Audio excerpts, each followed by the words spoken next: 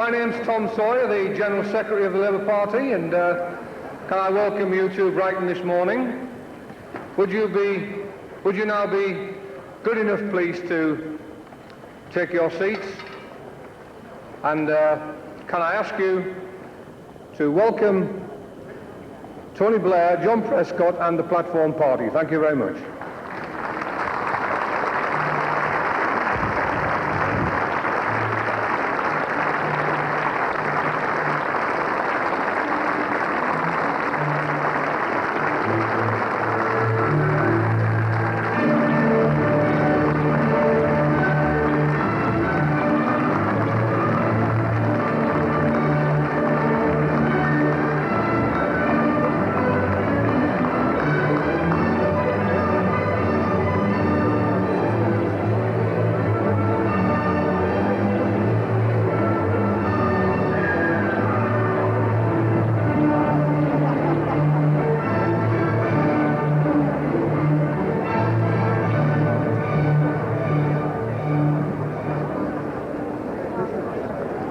Thank you, delegates. Will you now please agree that Gordon Collin be the chair for this year's party conference? You agreed? Thank you. Gordon. Thank you very much, Tom, and delegates. Thank you for the great honour you've bestowed upon me to allow me to chair this great conference, and I'm very appreciative of that. It is my pleasure to open the conference with, of course, our traditional welcomes from our comrades in Brighton. It gives me great pleasure to call upon the Mayor of Brighton, Sheila Schaefer, who's the Mayor for this current year and has been a Brighton councillor for the last 8 years, since 1987. She is a committed environmentalist and has been active in promoting women in politics, and I have no doubt she has a great career in front of her in local government. And Sheila, I call upon you to welcome the conference.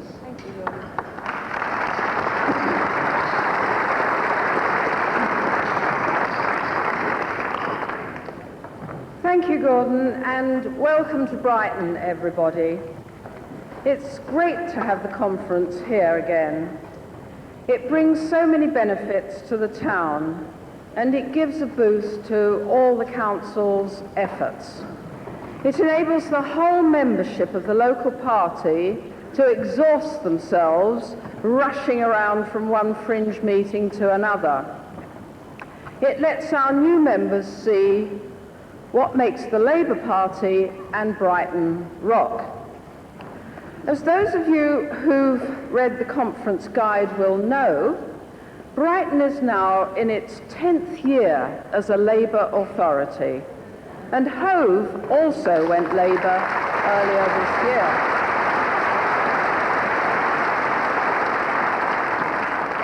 We're going to become a unitary council in '97, with shadow elections to be held next year.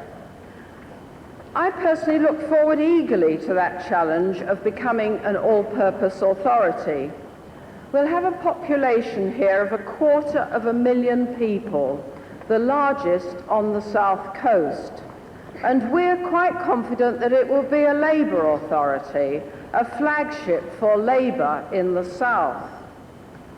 Now, local authorities have somehow survived the last 16 years with everything thrown at us. We function, in Neil Kinnock's phrase, with a dented shield. We're prevented from providing the services that we know our people want. But still, a Labour authority remains the best hope for the people of Brighton or elsewhere. There are more Labour local authorities than ever before now, and we've had 210 separate pieces of legislation thrown at us in the last 16 years. But we're still here, and we're achieving great things. Here in Brighton, for example, we were one of the first authorities to provide a creche for our workers' children. We're about to designate 4 more local nature reserves. We've got a successful community safety strategy. We've even won a charter mark for our burial service. So it's Brighton Council from the cradle to the grave. You can even have the Brighton casket for your woodland burial. We're a good Labour local authority. Now, I was delighted to see the new policy document on local government produced for this conference, because we live in the most centralised state in Europe. If words like community and the awful word subsidiarity mean anything, then local government must have an enhanced role. We don't want unelected quangos, faceless men, and they usually are men, deciding on our people's health needs, for example. We want elected members to be involved. We provide quality services now in this harsh environment, and we're ready to provide more and better services under the next Labour government. So the party does demonstrate how seriously it takes local government. But what we want is more than that. We want trust. During the run-up to the next general election, every pork pie about local government will be fed to the media by Brian Mawhinney and his henchmen. Please don't swallow everything you hear. We say to the leadership, we need your support. We're doing our best. Please trust us. The Brighton Centre is in Brighton Pavilion constituency. It's the 27th, 34th or 43rd most marginal seat in the country, depending on who you believe. It just shows you can't trust statistics for anything. As well as the New Labour Unitary Authority, we're working hard to make sure that Brighton Pavilion, as well as the other 2 Brighton and Hove seats, go Labour. Now, with my background as chair of the former Women's Committee and as a member of the current Women's Council, I personally hope that we do have an all-women shortlist in Brighton Pavilion. But I would like to make it clear that whatever the decision, we shall all work hard in support of our candidate and ensure that Brighton Pavilion goes Labour and that we have a Labour government in power after the next election. I hope that whilst you're in Brighton, you will take a bit of time from the conference to skive off and enjoy yourselves. You might take a walk along the front. By the way, that's still free. And I hope you'll spend a bit of money in our shops in the lanes, even pass the night away in our pubs and clubs. We too are trying to be a 24-hour city. You might even fancy a bit of culture and visit the Royal Pavilion. That's owned by Brighton Council. We recently came out top for value for money in the Which survey of heritage sites. You can guess which came out bottom. Yes, Buckingham Palace. In fact, the top 2 places were the ones run by local authorities. Even here, local authorities do it better. So have a great conference, everybody, and come back again to Brighton. Thank you.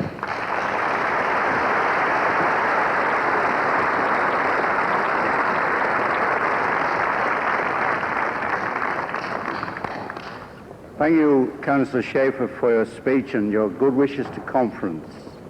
Conference, it gives me great pleasure to call upon Frances Hunt, who's chair of her constituency party, to address the conference.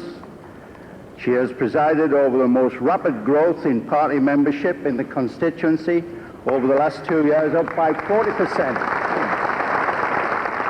She's been an active member of the Regency Ward for over 10 years, and Frances is a working mother and architect by profession. I'm sure you'd want to welcome her, and I'm sure she'd want to welcome you to Brighton.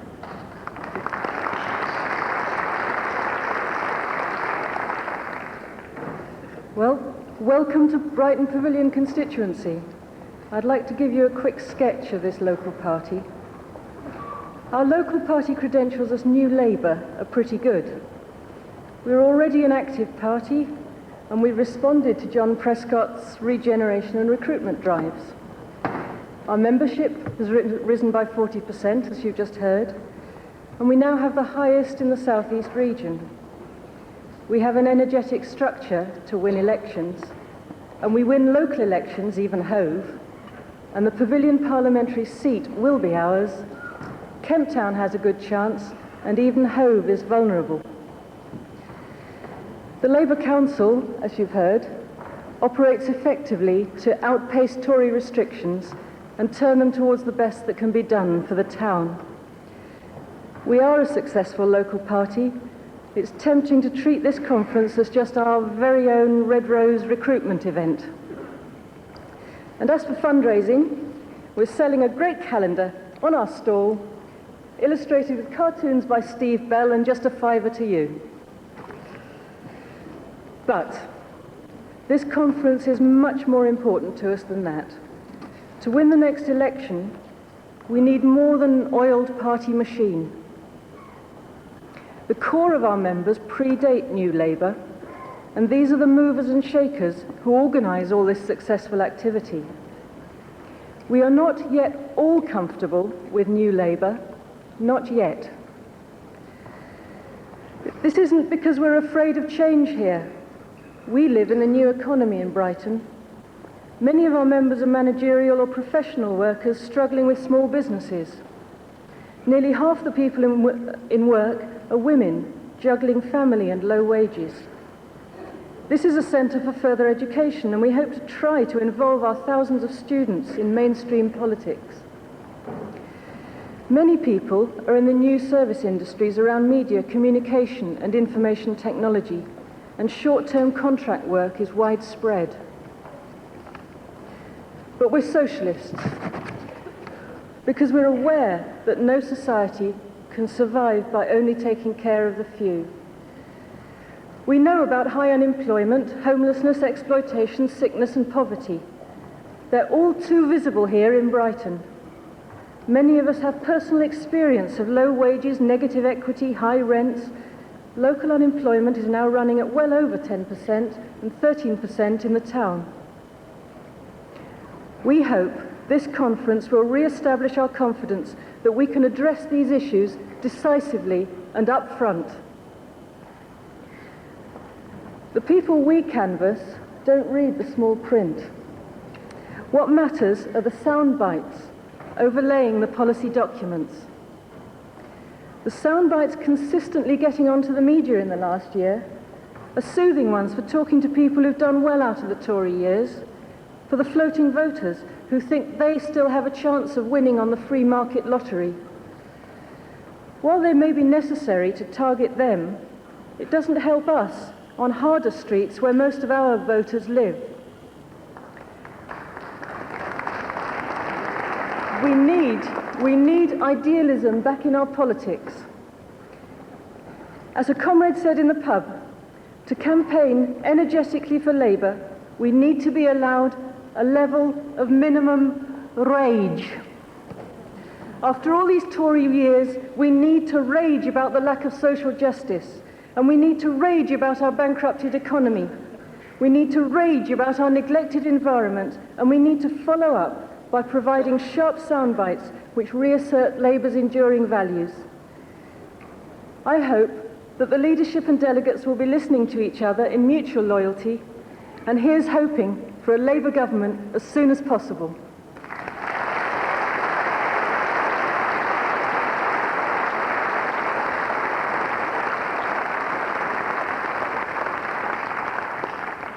Thank you very much, Francis, for that welcome. Conference, you will remember that at last year's conference, we said goodbye to Larry Whitty, who has taken up the post of European coordinator. In October last year, the NEC interviewed a very strong panel of candidates for the post of General Secretary to the Labour Party. And we appointed Tom Sawyer, who is the Deputy General Secretary of Unison, and a long-standing NEC member to this post.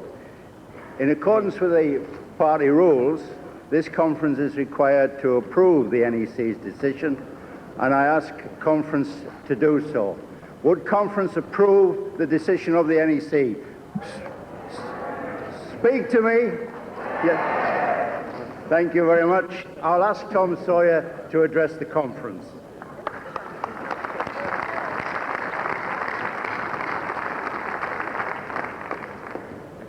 Thank you to my little band of Unison supporters for that spontaneous round of applause.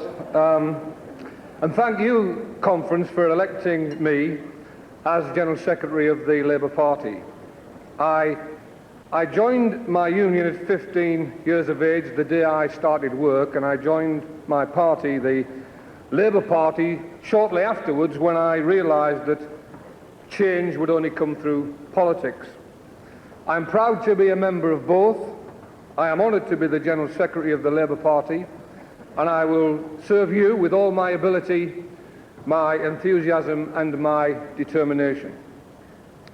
When I took this job, my old friend Rodney Bickerstaff, who doesn't seem to be here this morning, I don't know where he is, but, he told the local government conference of the party that no union could make a greater sacrifice than to give up its Deputy General Secretary to become the General Secretary of the Labour Party.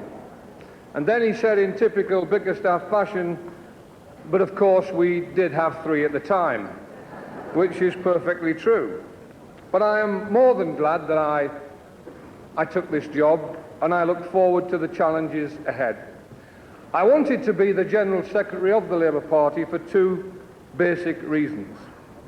The first one was that I want to help build a party that we can all be proud of, a party that values what it stands for, a party, yes, that does some things it hasn't done too well in the past, like answer letters and telephone calls and even issue membership cards on time. And we will, I promise you that we will do that. I wanted to be part of a party that provides a quality service for its members and build on the excellent work of my predecessor, Larry Whitty. We have started to do that. We have a new statement of aims for the staff. We have a mission on which to build. And next year we hope to be in a position to win the Investors in People Award for the standard of service we provide to party members, the quality of management we achieve, and the degree and quality of training we undertake at the party headquarters and in the regions. We've thrown out the broken chairs and the torn carpets. We've re-equipped the membership processing unit with modern equipment. We've installed a new switchboard. We've reduced the time for turning membership cards round from 24 weeks to 4, and no new member will now wait longer than 4 weeks for a membership card, and our aim in the next year is to get that down to 2. Now don't let anybody think that this is unpolitical or unimportant. Let me tell you that this is the stuff that revolutions are made of. And any party that's serious about running the country has to be serious about running itself, and that is exactly what we are intending increasingly to do. Conference, the second reason that I took the job was a reason, I suppose the same reason that you're all in this hall today. I took the job because more than anything else I wanted to win the next general election. I'd had 14 years on the NEC as an elected member, producing policy documents that did more to promote recycling projects than promote a change to a Labour government. I had 8 years on the NEC as chair of the Home Policy Committee, and I was tired of sitting at meetings making plans for the future that did nothing for the people at the present time. I'm tired of being a member of a party in opposition. And the politics of protest might be a fine art, and if practice makes perfect, it's no surprise that we've perfected it by now. But none of us here have worked in the Labour Party or the Labour movement our entire lives just to be spectators. We're sick and tired of opposition. We want to win. We want to win together. We want to win for the people out there, the people of all classes, of all backgrounds, of all aspirations, all the people who cry out now for a Labour government to change their lives, and that is our mission. The conference, thank you for this chance to serve. This week will be enormously important on that road to victory.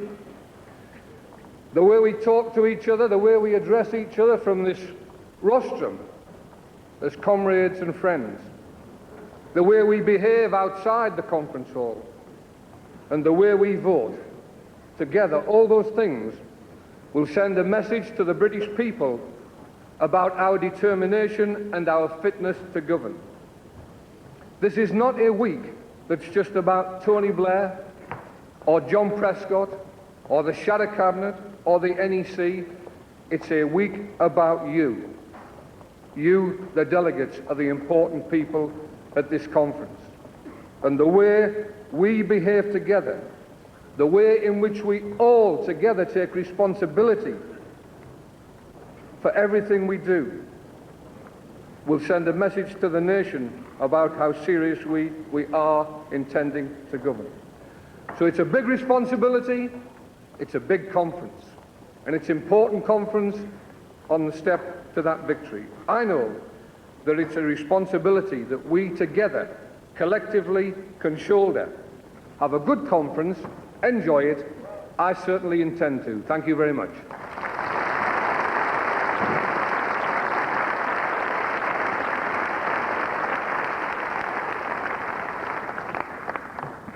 Conference, can I draw your attention to page 44 of the NEC report, which lists the names of those comrades who have died during the time since our last gathering.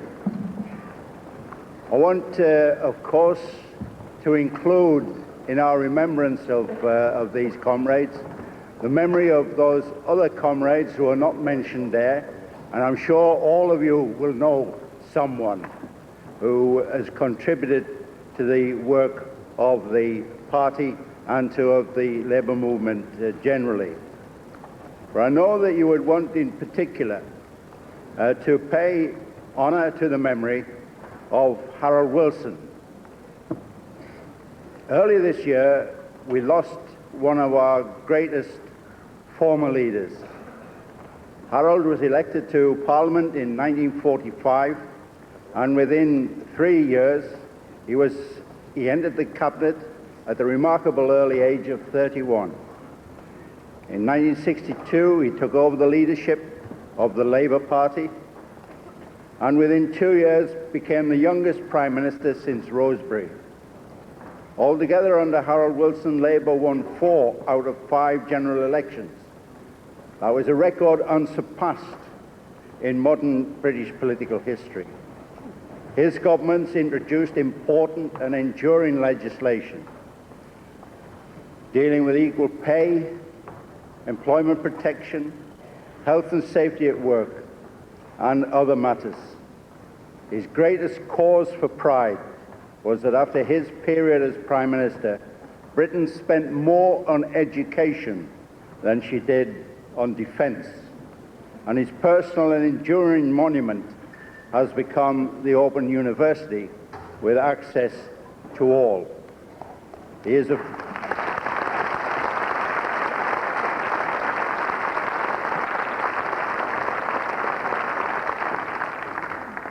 He was a fine leader who held the party together through very difficult times, and his influence on the politics of an entire generation was unparalleled.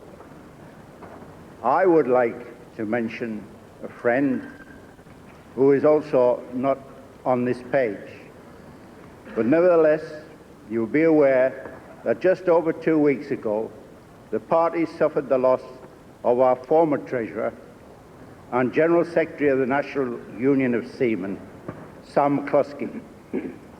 Sam was a long-serving member of the National Executive Committee, and many delegates will have very fond memories of Sam. He had a tremendous sense of humour, and his love for the racing fraternity is well known, and particularly, of course, racing dogs. And that's all something we will never forget. Sam was a great man in all senses of the word. I now ask conference to stand in silence for a few moments for all those who have died since we last met.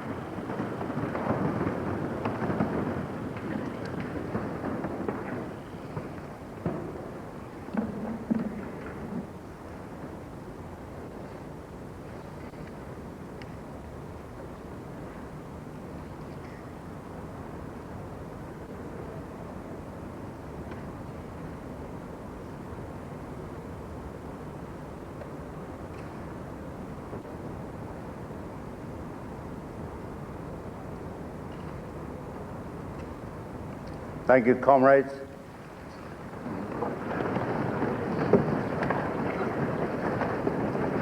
Now, it's time for the Mayor and Francis to leave us.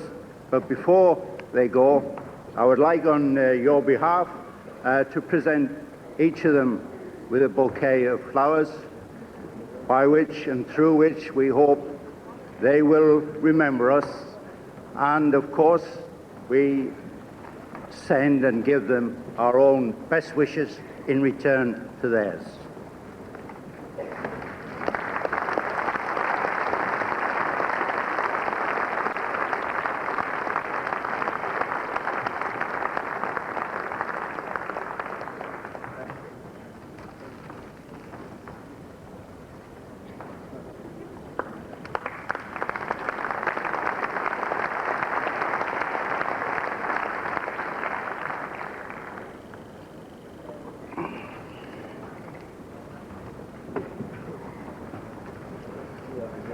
I now call on Frank Wilkinson, Chair of the Conference Arrangements Committee, to submit his report. Frank. Thank you, Chair. Good morning, Conference.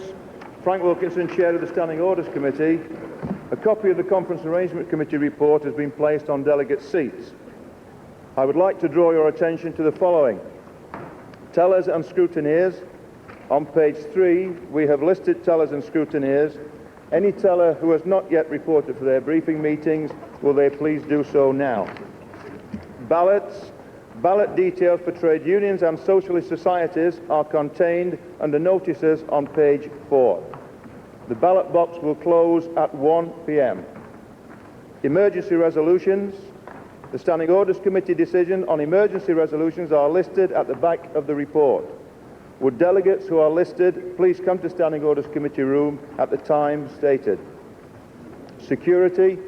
Everyone appreciates the need for security, and delegates should allow sufficient time to gain entrance to the conference. With your cooperation, we will attempt to complete the agreed business. NEC statements. In addition to the statement detailed in the timetable today, delegates will receive a statement covering the minimum wage and a supplement to the NEC report, selection of PPC Leeds North East constituency.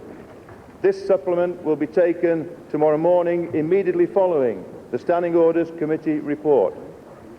The emergency resolutions submitted under this heading will not be taken due to the fact that the agenda now contains that item of business. However, we would ask the organisations who were involved in those emergencies to meet Standing Orders Committee at 4 p.m. today, as we are anxious that they are considered for priority in the debate.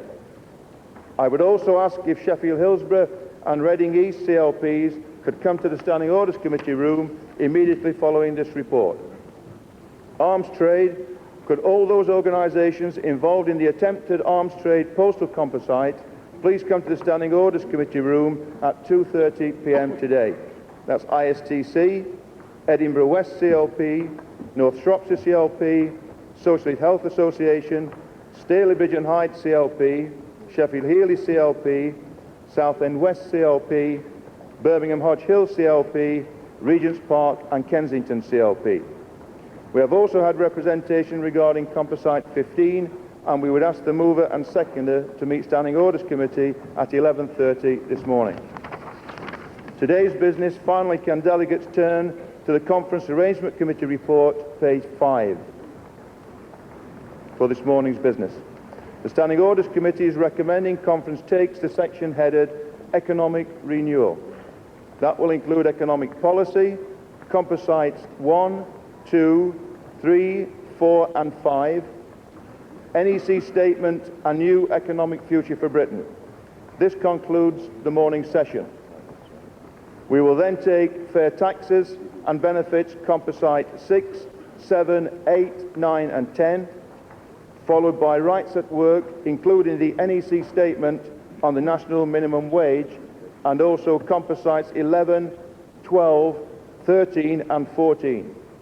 After the NEC speaker has replied to all those composites and statements, the votes will then be taken.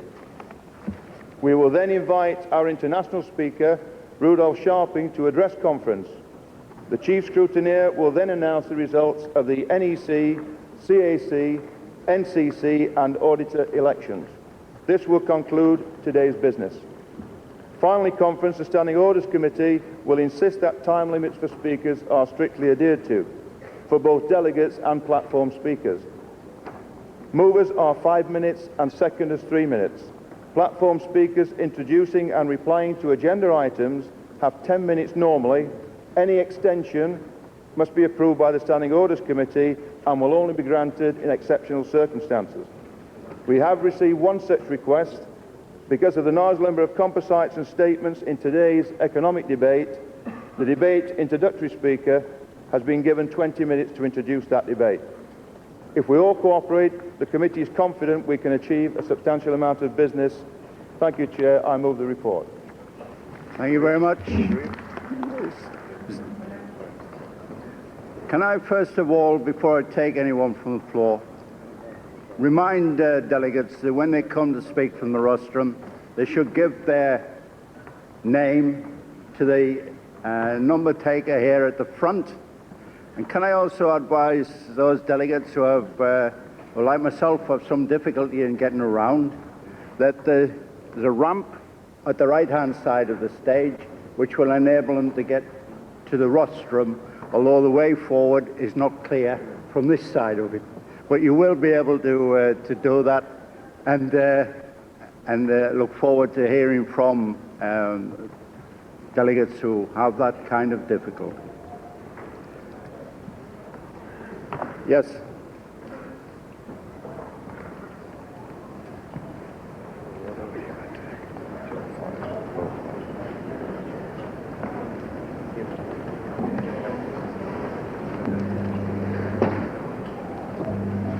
Thank you, Chair.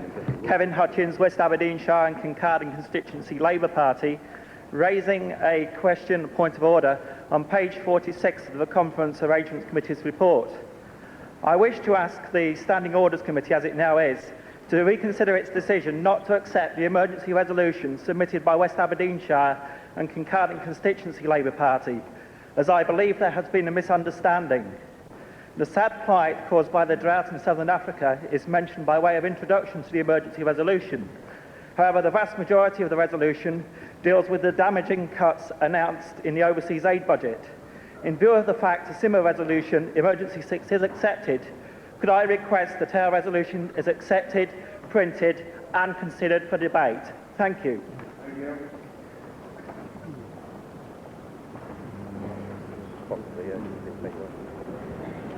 Morning Conference. Chair Conference, Barbara Levy, delegate from Leeds North East CLP, moving reference back of the Conference Arrangements Committee report, so that a very key emergency resolution from my constituency can be timetabled for debate.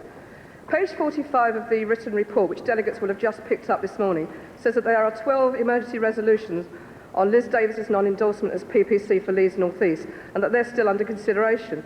We're now told by the chair of the CAC that they're no longer under consideration but ruled out of order. This seems very strange to me as a first-time delegate, a very strange sequence of events indeed. Instead, we're promised a debate tomorrow following an NEC statement. Now, I might be cynical, but my CLP's resolution, we believe, is likely to contain different information from the NEC statement and seeks a different outcome. Comrade, it's straightforward reference Okay. back. We don't need a I'll long wind up. experience about Okay. the issues. We just want a movement of the reference back. What we believe we need here is a clear-cut debate on this issue and not a simple yes-no to an addendum to the NEC report. Accepting my reference back will allow the voice of Leeds North East CLP to be heard. Please support us. Thank you.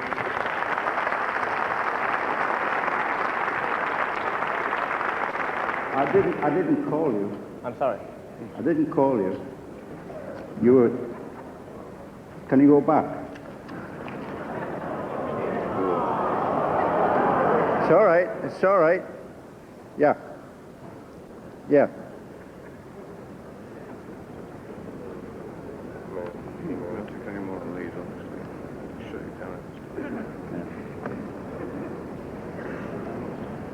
Rob Wall, Bedford CLP. We have also put in a motion, an emergency motion on the non-endorsement of Liz Davis as parliamentary PPC for Leeds North East, and we consider it very important that it is discussed as it has. We've already had a reference back moved on the Leeds On the North East reference back. situation. The conference will decide the issue very shortly.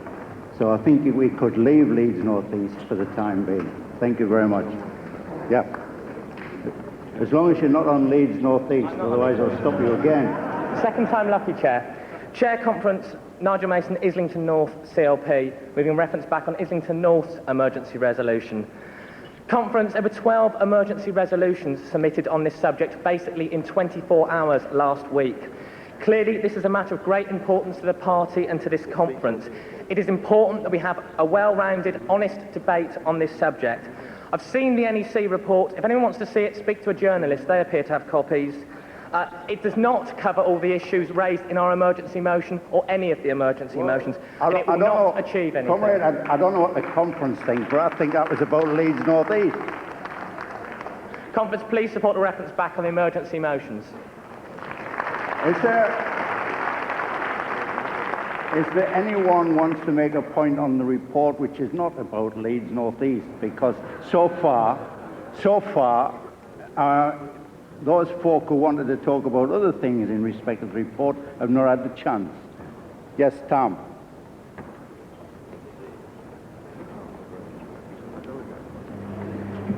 Tom Diel, Member of Parliament for Linlithgow.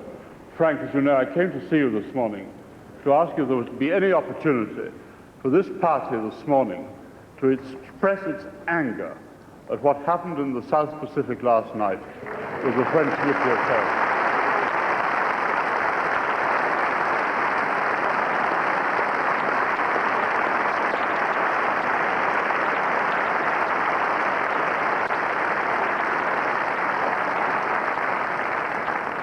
At a time when this country is humiliated by the British government's silence, isn't it very important that right away this party should express its anger?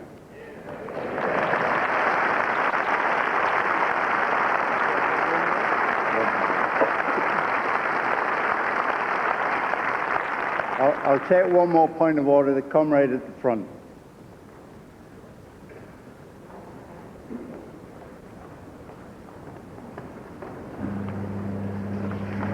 Payne Timkulu, Hackney South and Shoreditch CLP. I would like to move a reference back on not accepting our emergency resolution to conference because it relates to matters which statements which are said after the closing date for the submissions of motions. So we can't see why conference arrangements have not accepted it as an emergency. There's no reason why. Thanks for that. Thank you. Frank, would you like to reply? Thank you, Chair. It may be simple if I gave an omnibus reply to the Leeds North East problem.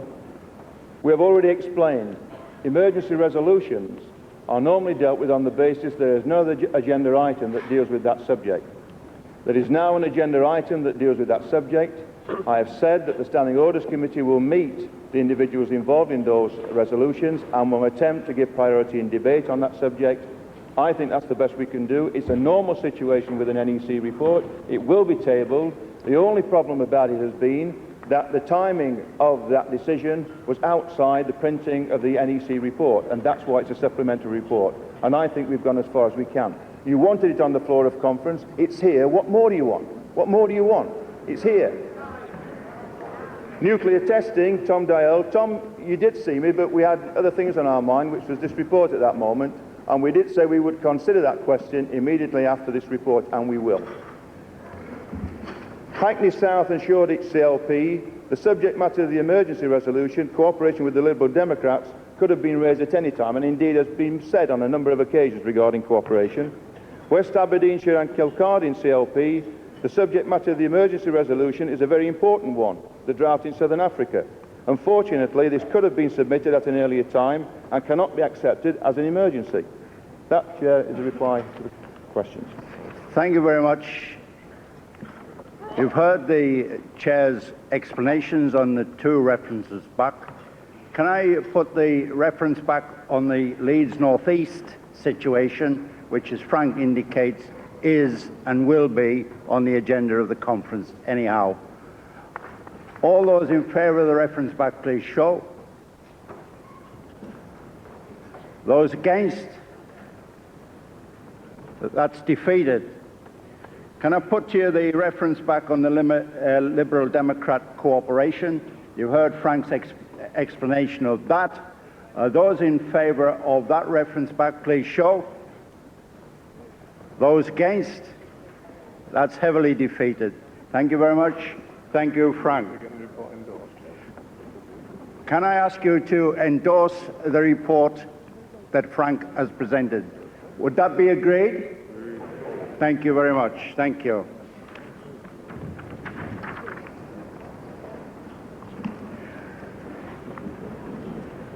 I'm going to take advantage of my position as chairman and move a motion, and I hope that it proves popular with the delegates, and that is that there be no smoking in the conference hall. Would that be agreed?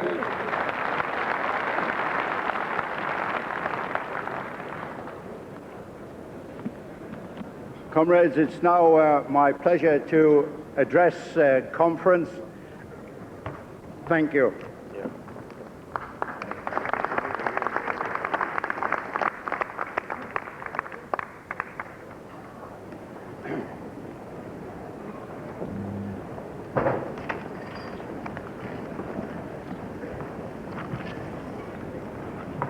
Comrades and friends, I've addressed this conference in the past, sometimes easy, sometimes difficult, but never with more pleasure than I do this morning.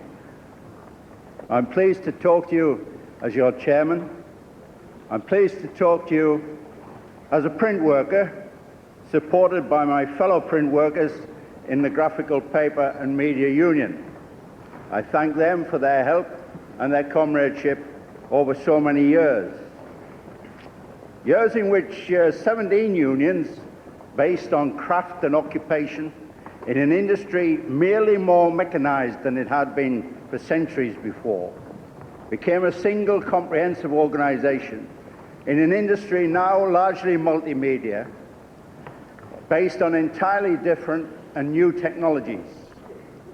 However, our experience is that trade union organization is needed now as much as ever, because the economic system has not changed. Most of the organizations represented here have had that same experience. Given that experience, when people say we must accept change, the concept holds no fear for us. We just ask why. In our experience, change must have a purpose and should also be beneficial.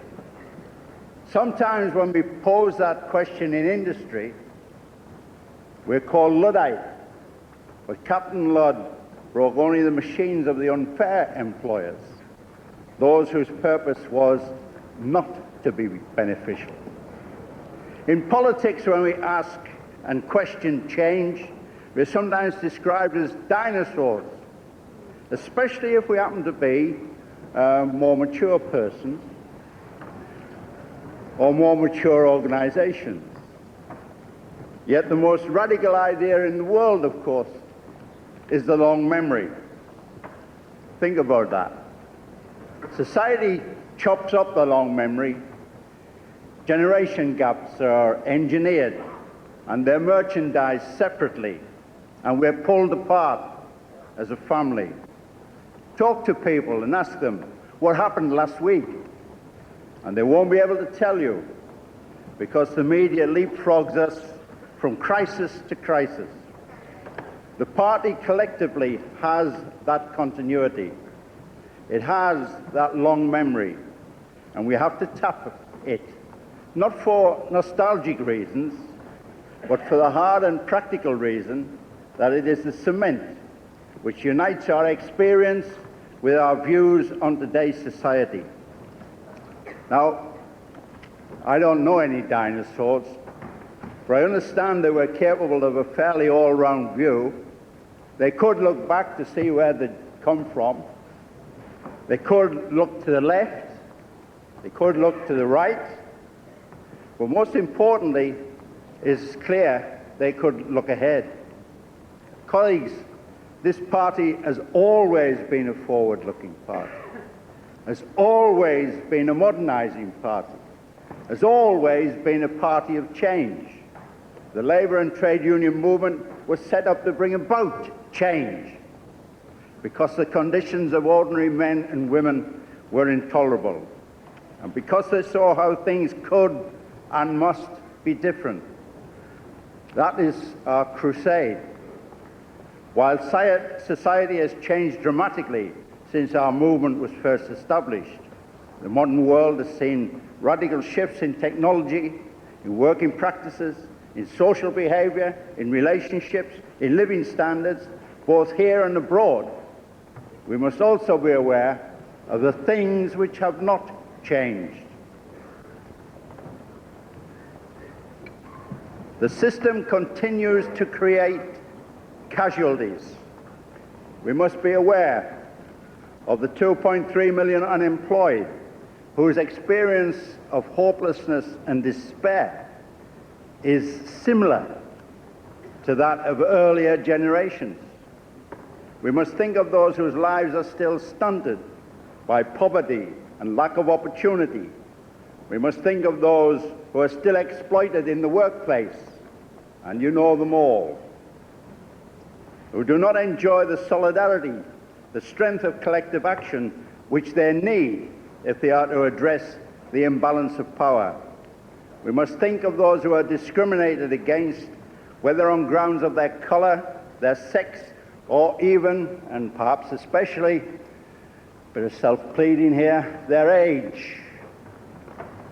We must think of the fear and insecurity, of course, that all of this creates amongst those who have work, amongst those who enjoy good living standards, how that fear and insecurity restricts their lives and their freedom, how that fear and insecurity causes them to blame the victims of the system instead of the system itself. Earlier this year at our special conference, we agreed a text of a new Clause 4. That text sought to place our traditional democratic socialist aims in a modern context. It set out our view of a fair and just society, which has at its heart the recognition of the power of solidarity and collective action. That recognition is the thing which brought me into the Labour Party years ago and into the trade union movement, and which has sustained me through the ups and downs of the past years. It is only by the power of our collective action that we can achieve the aims we set out in our new Clause 4. The aim of a society in which power, wealth and opportunity are in the hands of the many, where we all have the opportunity to work and to prosper, where undertakings essential for the common good are owned by the public or accountable to them. A society where people are truly delivered from the tyranny of poverty, prejudice, and the abuse of power. There is in our new Clause 4 the potential for an agenda in government as radical as any we have seen before. But to seize that agenda, to give effect to the actions that will realize our objectives, will take an up-to-date and dynamic party, a party of vision and a party of determination of purpose. That party will not be easy to create, but I am with those who argue that to change our society, to empower the people, to advance our economy, to improve our country, we must first demonstrate our ability to organize. To build a society in which power is in the hands of many and not in the hands of the few, we must build a party in which power resides in the members. And decision-making is devolved to the regions, to the constituencies, the branches and the trade unions and the cooperative societies, wherever the members meet. We must develop and extend our openness and our debates. We must listen to the voices at the grassroots. We must widen the franchise. We must increase participation. We must engage the disengaged. We must be inclusive of people and their representative organizations. And we must reject any tendency to elitism in any form, at any level, no matter how great the pressure or the temptation. If we are to reach out to the many, we must make more of those organizations up and down the country in which people are already brought together, in the town halls, in the community centres, and above all, in the workplaces. It is not enough simply to reach out from Westminster. We have to make the most of the talents and the abilities, the knowledge and the experience of members, affiliates, representatives at all levels. We must build a unified party which moves together, not slavishly, not automatically, but consensually. We are and have always been a party of dissent, of debate, an argumentative party with shared objectives, but often with differences about the best means or the speed by which we attain them. We must respect that diversity. We must cherish the culture of openness. Comrades, the majority we win in this country, to our view, will expect nothing less than once we have decided, we are also determined.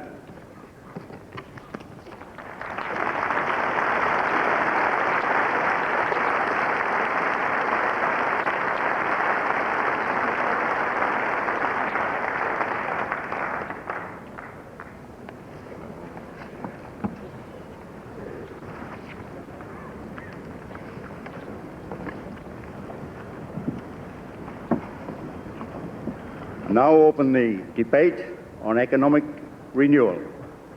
I'm pleased to call Gordon Brown, Shadow Chancellor, to introduce the debate on behalf of the National Executive Committee.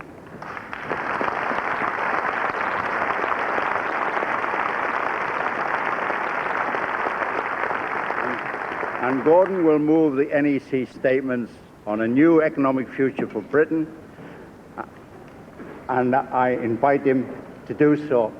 Thank you very much, Gordon. Gordon, comrades and friends, we meet here in Brighton today as a party preparing for power, with more European MPs than ever before, more Labour councillors than ever before, and soon, I believe, more MPs, yes, and more Labour women MPs than ever before. And we meet here today, most of all, confident in our values, conscious of our responsibilities, aware that we carry with us the hopes of millions of people, and knowing that we are now ready for government, united in our concern about injustice and unfairness, united in our resolve to renew this country. And the people of Britain now know that if a Labour movement did not exist, it would have to be created today, because only a Labour government will bring moral purpose and economic responsibility to the running of this country. It is a Labour government that will not only get people back to work by getting government back to work, but a Labour government that, on coming to power, will sign the social chapter of the European Community to bring justice to our workplace. It is a Labour government that will bring fairness through a progressive tax system, so that for the first time in 16 years, those millionaires who pay no tax will pay their dues not to the Conservative Party treasurer, but to a Labour Chancellor. A Labour government will not be isolationist, it will be internationalist. That is why this morning from this conference, as Tam Dalyell has said, we lead international opinion in condemning the latest French nuclear test.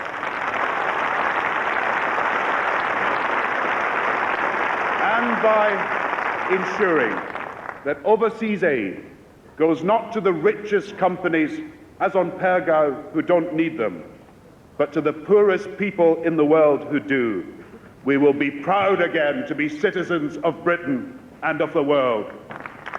Our Labour government will expose and act upon the scandal of poverty pay. And for the first time in our history as a country, our government will legislate for a national minimum wage. Exploitation in the workplace, we know, is immoral. We should make it illegal too. And let us therefore now agree that our minimum wage will be a permanent memorial to the work of John Smith, who fought so hard for the principle. I say to this conference, we in the Labour Party will not leave our conscience at the Treasury door. We will take moral purpose to the heart of government. Now, friends, today, with still more than 2 million unemployed, with millions more in poverty, with insecurity at work spreading like a contagion under this government through the whole of society, the last 16 years have shown us beyond any doubt that you can never build a successful modern economy the Conservative way on the crude and wasteful dogma of the three for all. You cannot privatise your way out of mass poverty. You cannot deregulate away urban squalor. You can never, as a government, contract out your responsibilities to society. You can never build for the future on the Tory economics of greed, waste and blind short-termism. And I say it's the same flawed ideology and bankrupt morality, the greed, the waste and the short-termism, which has brought us everything from the disgrace of the £1,000 a question Tory MPs and the squalid procession of Tory ex-ministers on the make in the city, the scandal of lottery money going to Eton private school when it should be going to every school,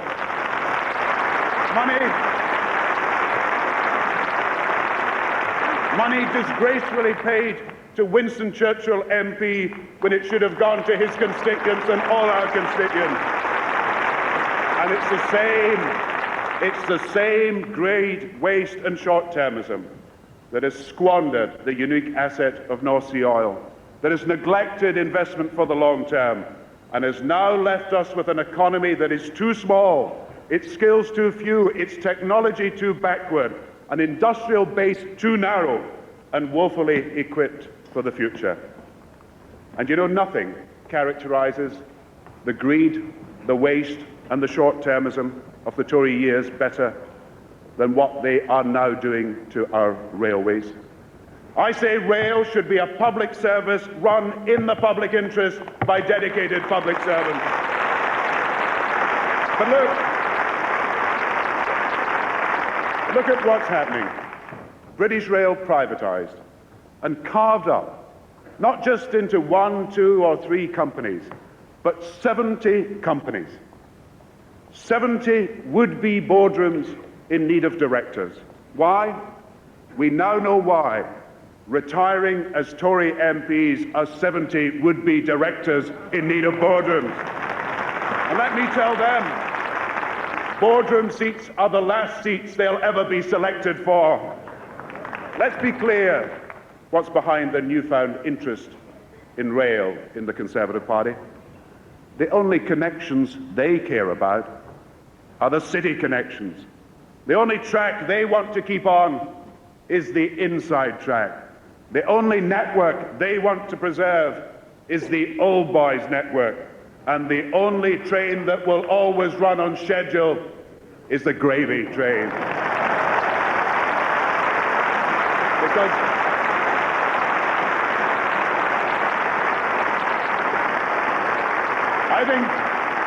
I think it's time they all gave up their seats to someone else. Now let us pledge to each other, just as we defeated the Conservatives last year over VAT on fuel, and we did with the support of the British people, let us now defeat them again this year by stopping rail privatisation. So, in place of greed, waste and short-termism, Britain now needs in government a new economic responsibility and moral purpose. It's a moral purpose born out of our idealism, our belief in the potential of people. It is lit by our historic socialist vision of working together for a greater good. It is now driven forward as we put our commitment to equality into practice for a new generation by our policies to equip not just the few, but everyone with the opportunities in jobs, in education, and throughout the economy that they need to have a successful economy. Now, we understand what the Tories don't, that if you're ever to be first in industry, you must also be first in education. That's our way of leading Britain out of the Tories' vicious circle of low skills, high unemployment, and economic decline, into a new virtuous circle of education, investment in the new technologies, and employment growth for the future. I say the country which manufactured the first radio, the first TV, the first computer, should not be sacking scientists or teachers, nor should we be cutting investment in manufacturing. We should once again be an innovation and manufacturing capital of the world, doing what Britain has the potential to do best, harnessing our creative talents to modern technology. To help growing business, new technology trusts and development agencies will be set up by the Labour government for every region of the country. That's local people making local decisions as they should about local needs. A task force that transcends the old divisions between public and private sector will set priorities, mobilise private capital with one aim: to rebuild and renew the social and economic fabric of our country, and to enable men and women from their homes and workplaces to gain access through cable and satellite television and the new information highways to the best teachers, the best educational courses.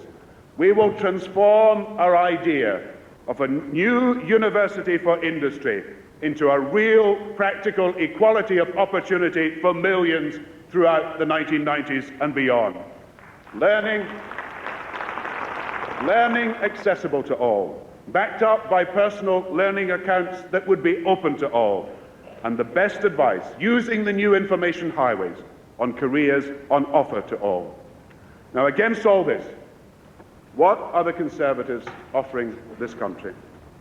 Next week at Blackpool, another week, another relaunch. No new policies, no new strategy. Why? You cannot relaunch a flawed morality. All they've got, the invention of one new post, Deputy Prime Minister. Michael Heseltine, renowned for his toughness, and now the man who can stare disaster squarely in the face and say, "Good morning, Prime Minister."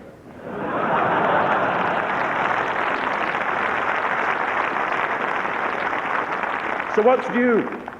It's time today, I think, as you've seen in the papers, to express concern about the only other Tory big idea.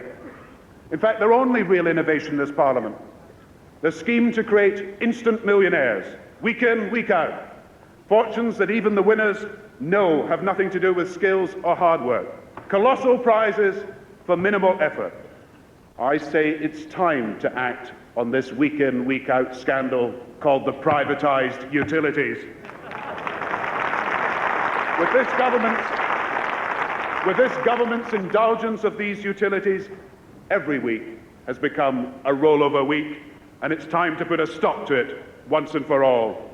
You shouldn't have to be an ex-Tory cabinet minister to get a winning ticket. Government ministers that force nurses to compete with nurses for across-the-board rises. But why don't the ministers attack the really big across-the-board rises? Rises across the board of British Gas, across the board of the water companies, across the boards of the electricity companies, and yes, now, the power generators, where it seems power corrupts. National power corrupts absolutely.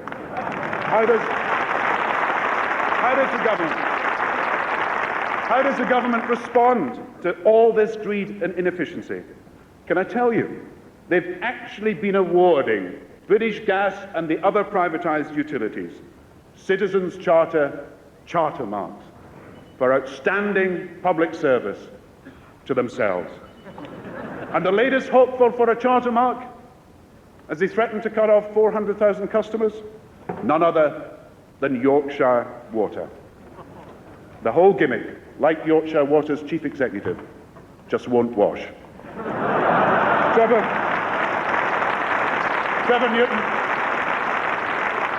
Newton on £100,000 a year, who gives a new meaning to the term filthy rich.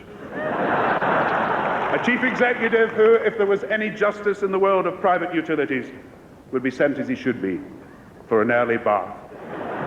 Now, these declining standards of once great utilities, and I believe that years from now people will look back in amazement and ask how it is that an island surrounded by water, built on coal, rich in oil and gas, that so much of our basic national resources should have been sold off so wastefully to so few, and that we should now be held to ransom by them.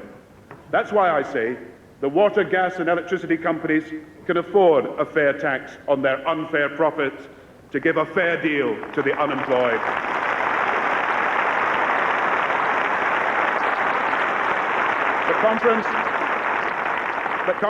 The new economy is also global. And the new Britain that we seek can only be built from a platform of stability, from which opportunity and dynamism will flourish. It demands, therefore, a government that will plan for stability. We abhor inflation, not because the markets ask it of us, or because the city tells us. Inflation is bad because the people who look to us, those on low incomes, fixed incomes, pensioner incomes, suffer more from inflation than anyone else and are its victims. That's why no one should doubt that the war against inflation is a Labour war, and it is an essential part of our battle against insecurity and unemployment. Our economic responsibility is not a substitute for moral purpose in politics. It flows from our moral purpose and is part of it. We abhor waste and imprudence in public spending, not because it's electorally convenient to say so, or because the markets don't like it, but because the victims of waste are not those with money, but those who find it difficult to make ends meet. The government of 1945 is remembered not because of how much it spent, but because of the wisdom of its investment in the health service and in our future.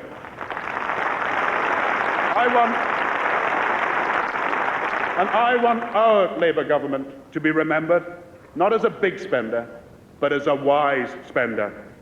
So I say to those who propose that we simply tax, spend and borrow, it's because I care not just about our responsibility to each other, but about our responsibility to future generations, that I tell you we will build our future, the Labour future, on a solid foundation of a just and efficient economy.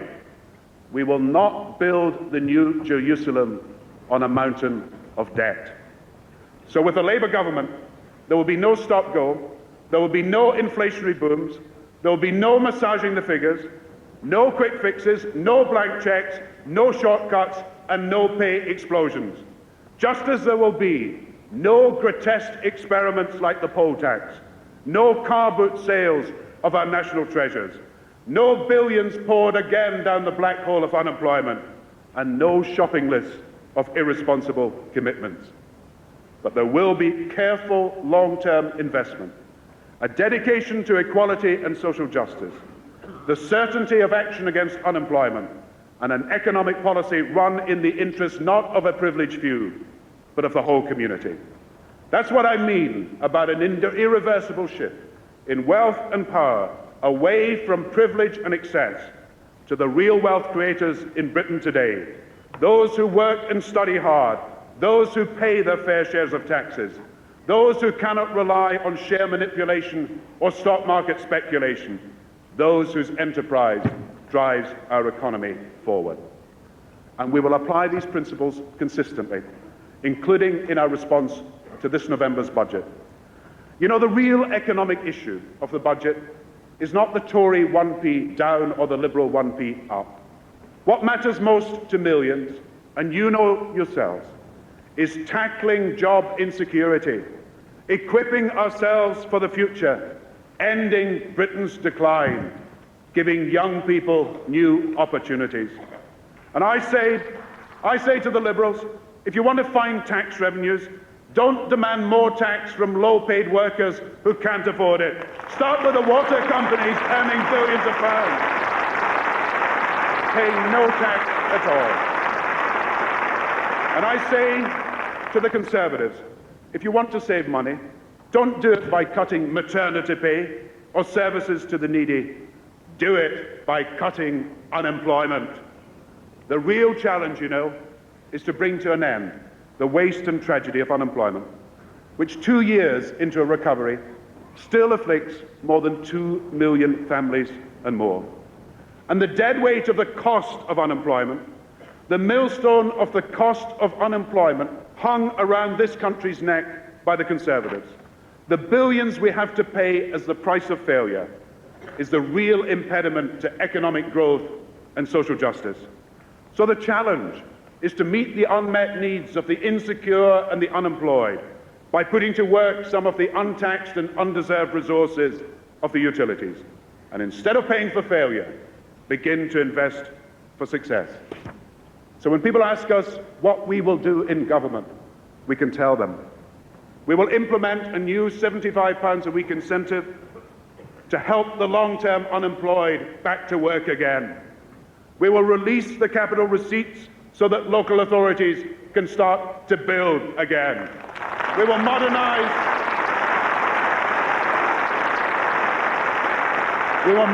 the welfare state so people can study and gain skills again. In partnership with business, we will improve childcare for mothers throughout this country so that mothers, and particularly single mothers, can work again. We will give small business relief on VAT to let them employ new workers again. And we will do so as part of a costed programme, starting with those unemployed for 2 years or more, so that over time, all long-term unemployed will be given the chance to get back to work. In Britain today, there are 600,000 young people who are out of work. Jobless, many rootless, some homeless, almost all of them poor. If this betrayed generation, the generation of Thatcher's children, now Major's young, forgotten, unemployed, cannot be rescued from years, perhaps a lifetime of unemployment, and yes, the risk of eventual unemployability, then the lifetime costs of hundreds and thousands of wasted lives will weigh down our economy and divide our society for another 40 years. These young people don't want opportunities to beg, they want opportunities to work, and that is what we must give them. I never again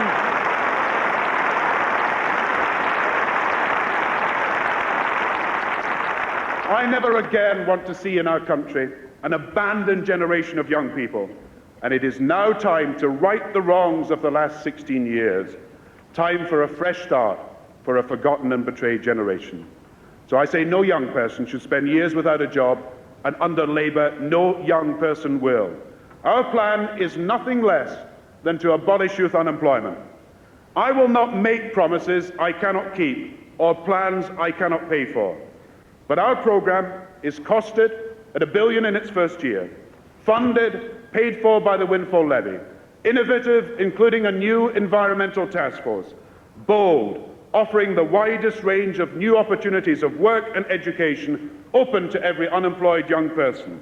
And I want companies throughout this country to join us in partnership in tackling this waste of economic potential.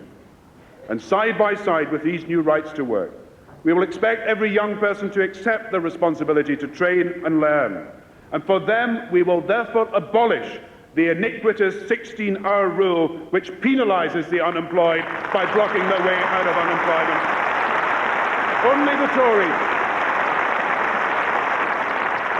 Only the Tories could have created misery on this scale. And this conference, indeed the whole nation knows, its remedy can only come from Labour. The redundancy of 300 Tory MPs is a price well worth paying to deliver it.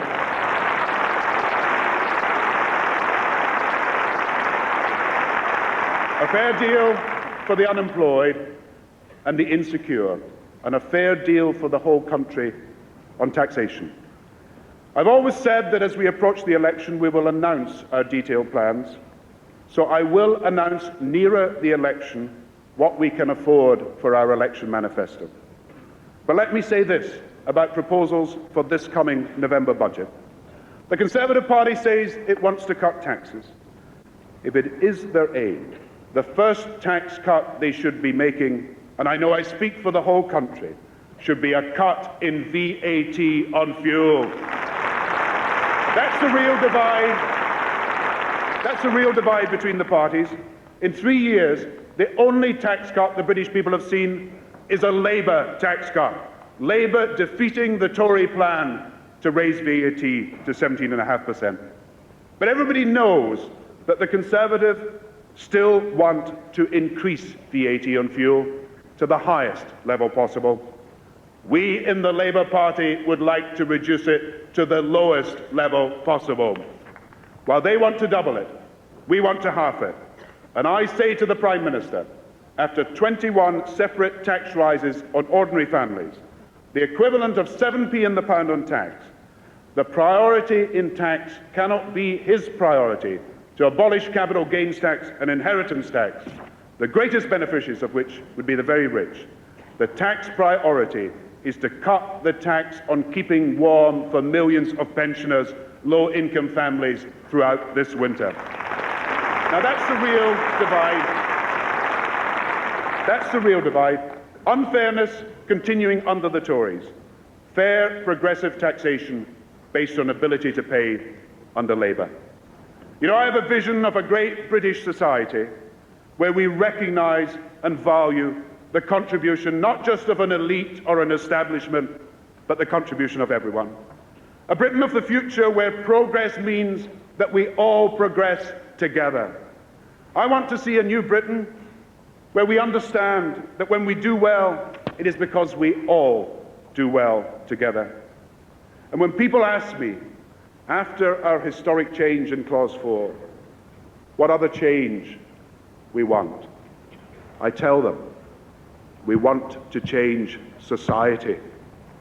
A great British society where public service is no longer quangos reporting to quangos, but about caring, cooperating and sharing again. Where nurses don't have to compete with nurses, but nurses can nurse again. Where schools don't have to undercut other schools, but teachers can teach and teach with pride again. A Britain where the strong understand that by helping the weak, it makes us all stronger. A new Britain, vibrant with new energy, awash with opportunity, alive with compassion. Yes, a Britain working together and at work again. I want a Britain where people can dream dreams that can be fulfilled again. So when people ask us about the values behind our new economic and social programme for Britain, and ask us where we stand on the great issues of principle, on justice, equality, democracy, and public service, let us tell them we stand where we always have stood, not on the shifting sands of political expediency, but on the solid rock of social justice. Have confidence that together this party, our roots in the past, our home in the future, has applied our lasting and enduring principles to the economic and social challenges of a new generation. Have confidence that together we have a programme that will build a new Britain. Have confidence that together we can win, and win for the people, win for all the people of Britain.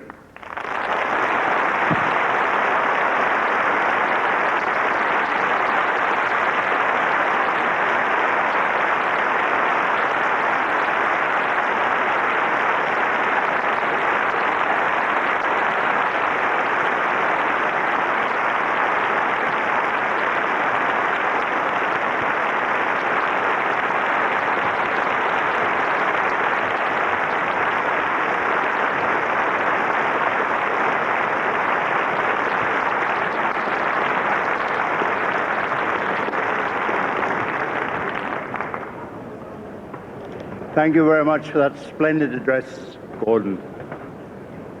I now want to call Composite 1 on economic policy to be moved by the AEEU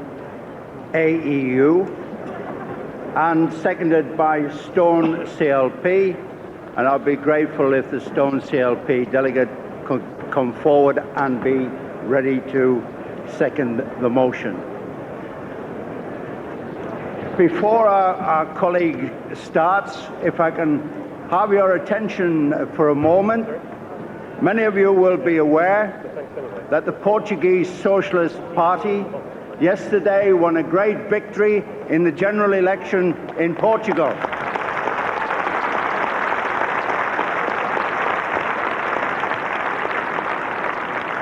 This means that there will now be 8 Prime Ministers among the 15 in European Council from the Party of European Socialists. Would you send your warm congratulations to Antonio Guterres and his colleagues in Portugal on their splendid victory?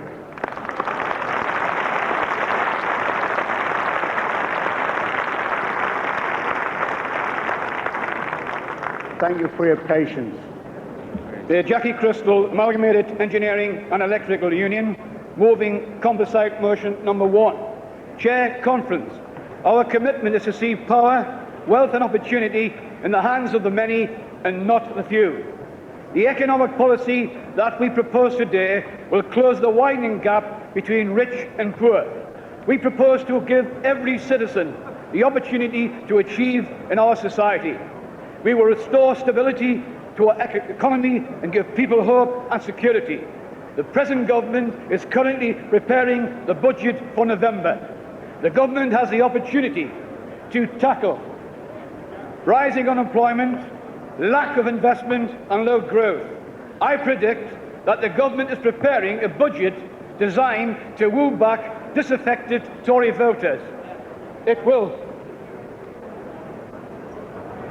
It's unfair that everyone's wondering about and everyone's having little meetings of their own. Let's start again, Can we have one meeting and Jack is moving his motion? Jack, you've got time off for injury. Well, actually, just for the record, it's Jackie, not Jack. I thought you were talking to Jack Straw, actually. Well, I'll take off where I left off. And I indicate this, that I predict that the government is preparing a budget designed to woo back disaffected Tory voters. It will be a desperate attempt from a desperate administration to regain credibility with the electorate. It will be a budget that does nothing to stem the underachievement of the economy. What this country needs is a budget which can spur economic renewal. Unemployment currently stands at 2.3 million. The average cost of each unemployed person in benefits and lost tax is £9,000 per year. The welfare system was not designed to sustain this high level of unemployment. The next Labour government needs to tackle the structural unemployment that has been caused by the shift from manufacturing to service industries. Britain needs a long-term strategy to revitalise the labour market through education and training, reintegration of the long-term unemployed, and incentives through the tax and benefit system. A skilled workforce is the key to our competitiveness in the global market. It is through skill development that innovation can flourish. It is essential to our long-term competitiveness that we utilise our resources effectively and recognise employees are a key resource. Why should good employers who invest in their workforce subsidise others who exploit that investment rather than contribute to the skilled bank themselves? It is clear that a strategy for training should be introduced which can encourage company provision for training opportunities. Since 1979, growth in the United Kingdom has increased on average of 1.6 per year, slower than the other countries in the G7. In the past, countries have prospered on the basis of natural resources. While these are still important, they can no longer be the basis of our competitive edge. Japan is the most successful steel exporter, yet has none of the natural resources necessary for its production. There is an urgent need to challenge the persistent problem of underinvestment in industry, to widen the industrial base and to stimulate innovation through research and development. The modernised industries that have survived the period of transformation, but also infant industries, should have the support of a stable macroeconomic policy framework. International competitiveness begins with competition at home. The unregulated market encourages abuse of monopoly power, short-termism and low growth. Central to the recovery of the British economy is the need for long-term capital investment to finance the rebuilding of our social and physical infrastructure. Economic policy should also include measures such as the release of capital receipts so that local authorities can build more homes and substantially aid job creation. We must develop a partnership between private and public sector finance with effective use of available funding from the European Union. A review of the corporate tax system is long overdue. Government's attitude to public and private partnership infrastructure investment has to be clearer with better priorities. Projects where there is a national strategic interest, such as the West Coast Rail Line, must come high on its list. Start-up finance for small businesses and long-term finance for small and medium-sized firms will be the best coordinated at regional level. The deregulatory low growth, short-termist approach of government is failing the nation. Our policies stand for fiscal prudence, monetary stability and economic renewal. Labour must gain the confidence of the business community and the electorate for our policies. With that confidence, we can win the general election and build an economy the people of this nation deserve. I move.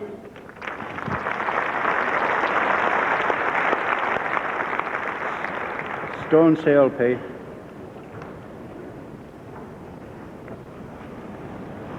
Sarah Williams, Stone CLP, seconding Composite 1.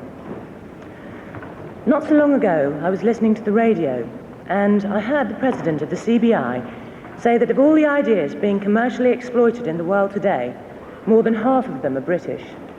I was shocked, not because I don't believe in the extent of British inventiveness, but because from where I'm standing, it's clear that we have not reaped the rewards of that innovation. The stark truth is that according to the World Economic Forum, Britain has slipped from 14th to 18th in the world's competitiveness tables over the last year. Now, we all know that whatever happens to our wonderful railway network, the gravy train left a long time ago. Nevertheless, this decline is not a random occurrence. I lay the blame fairly and squarely at the foot of the Tories. They have consistently failed to recognise the value of the British people as our greatest national resource, and again opportunities have been lost. The Tories have looked not to the next generation, but to the next election, and a heavy price has been exacted from the men, women and children of this country. They promised increased prosperity, lower unemployment and lower taxes, and they failed to deliver time and again. Fact: the UK has the lowest level of government investment of all G7 countries. Fact: the average growth in the UK over the period from 1979 to 1993 has been the slowest of the world's 18 richest nations. Fact: more than half of firms with over 100 employees think that their profitability will be adversely affected by a skill shortage amongst young workers. We are insulted by claims of an upturn in the economy when what we're offered is a fragile increase in exports prompted by the weakness of our own currency. We will not be won over by a shabby trick of pre-election tax cuts, and we reject the short-term thinking of the Conservative government. What we need now, and need desperately, is a commitment to training and investment that only the Labour Party can deliver and will deliver, through measures to reclaim and exploit the skills and experience of the unemployed over 40s, the introduction of a university of industry, a wonderful idea, the application of a windfall tax from the public utilities to the training of our young people. These are real goals, worthy goals, and goals that will produce results. The Tories have built their economic house on sand. We will build ours on the most solid foundation that an economy can have, the value of its people. For these reasons, I urge this conference to support the composite. Call composite 2, John Edmonds to move on behalf of the GMB. Will Finchley and Golders Green be ready to second, please? John Edmonds of the GMB, moving composite 2, supporting Gordon Brown in his determination to reduce our dole queues and arguing that full employment should be the first commitment in our manifesto. Page 1, line 1, the centrepiece of our economic policy. Why is full employment so important? Because the past 15 years have taught us that you cannot build a new Britain on the quagmire of blighted ambition. Hope and enterprise die in a society when people under 25 cannot find employment and where people over 50 are dumped on the scrap heap. A party that cannot provide decent jobs, quality jobs, fulfilling jobs for all of its people does not deserve the right to govern our country. Will our campaign for full employment appeal to voters in the modern world? Go into any bank, any school, any newspaper office, any factory, any publishing company, and you'll find a ready answer. In every workplace, people are united in their fear of redundancy. Job security is the modern British wish, and job insecurity is the modern British disease. Our policy to tackle unemployment will unite the nation because it reaches out into all regions, into all occupations, and into all classes. In the fearful 1990s, full employment is an election winner for this party. Difficult?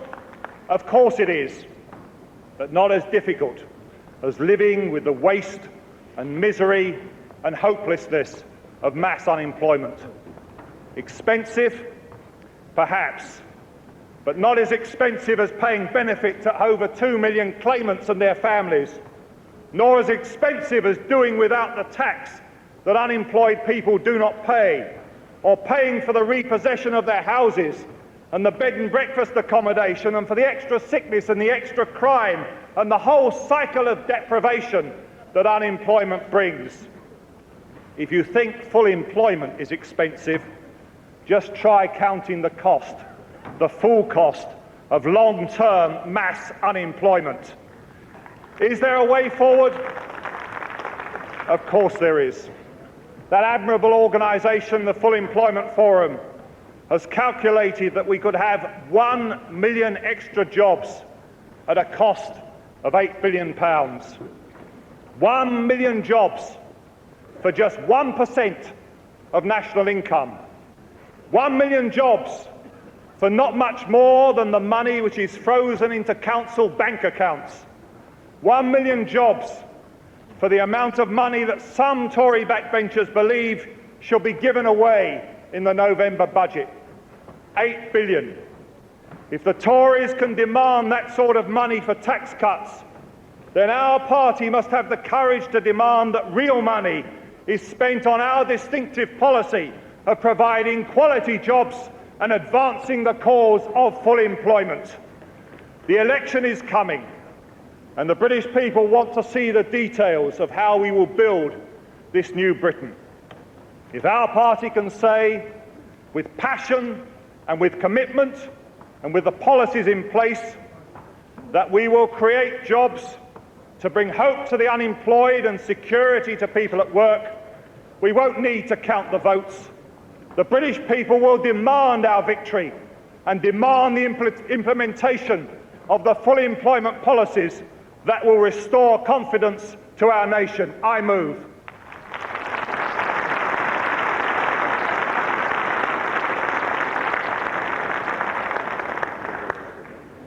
Joan Ryan, Finchley CLP, selected to win Enfield North for Labour and take the energy out of Tim Egger at the next general election. Seconding Composite 2, Chair, Conference. Creating jobs should be the priority of any government faced with high unemployment. Britain cannot allow the waste and personal tragedy of mass long-term unemployment to continue. We need to tackle unemployment positively, creating jobs, not just simply waiting for economic growth. The Tories do not accept that mass unemployment is their fault or responsibility. Yet 1 in 5 households have no working adult member, up from 1 in 15 in 1975. Long-term unemployment persists, with almost 1 million unemployed for more than 1 year. And the Tories' answer? The job seekers' allowance, obstructing the unemployed when they claim the mean benefits to which they are entitled.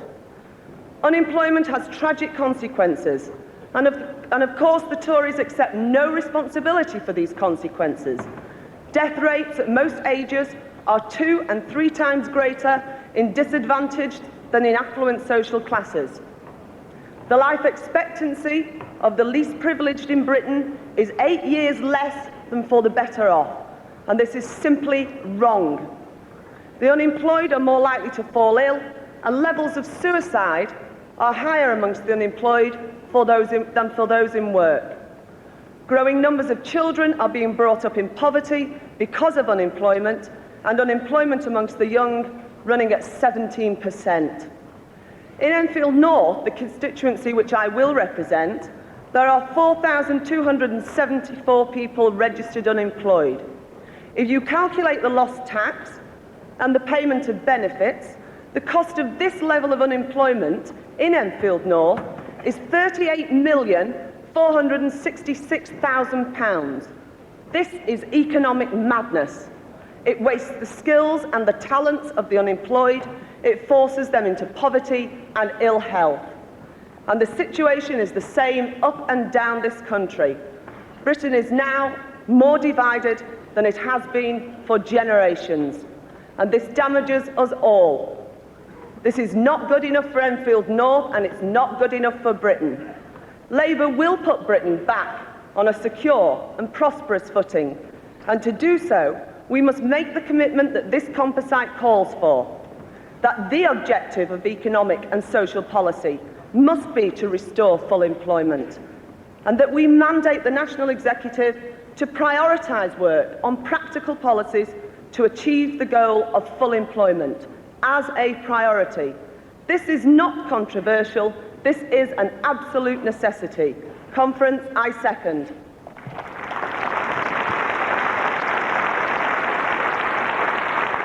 call Composite 3 to be moved by the AEEU-EEPTU and seconded by Carrick, Cumnock and Doon Valley. Would the constituency be ready to second, please?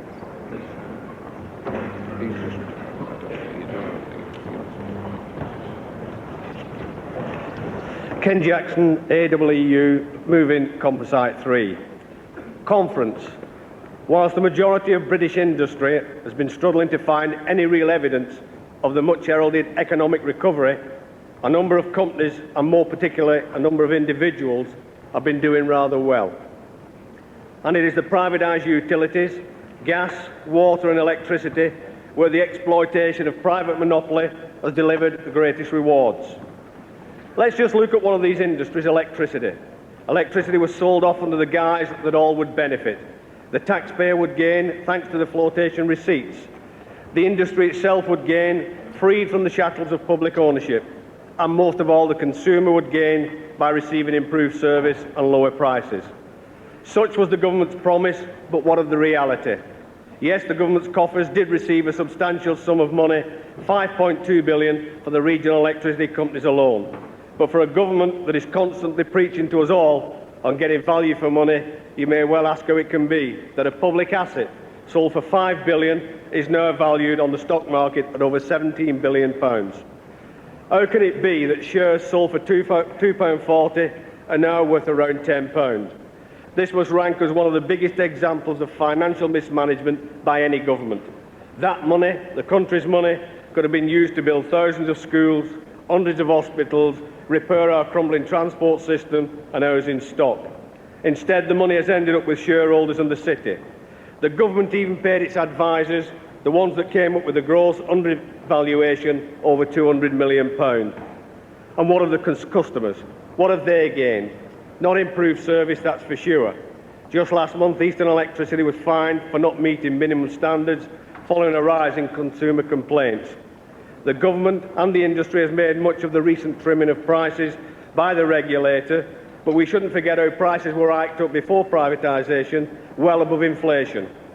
And let's not kid ourselves, the electricity consumer have any real option but to buy from their local regional electricity company. If the cost of electricity has been reduced, it is not the consumer that has been a benefit. And the employees of the industry, the AEEU members, how have they fared? Again, they were promised a bright future in the privatised world. But for them, it has not brought about untold riches, far from it. Most of my members are not sitting around thinking what pay increase they're going to get next year or how much they're going to make on the shares. They're wondering whether they'll still have a job next year. Since privatisation, tens of thousands of jobs have been lost. People who have served the industry for many years, provided a service, cared for the consumer, have been cast aside and thrown onto the scrap heap in the relentless pursuit of cost-cutting to deliver higher and higher profits for the shareholder. The City greets every announcement of further job losses with glee and marks up the share price accordingly. There are winners, of course. The shareholders are doing very nicely, thank you, and not surprisingly, they've got a taste for the healthy dividend increases which the companies are more than able to deliver.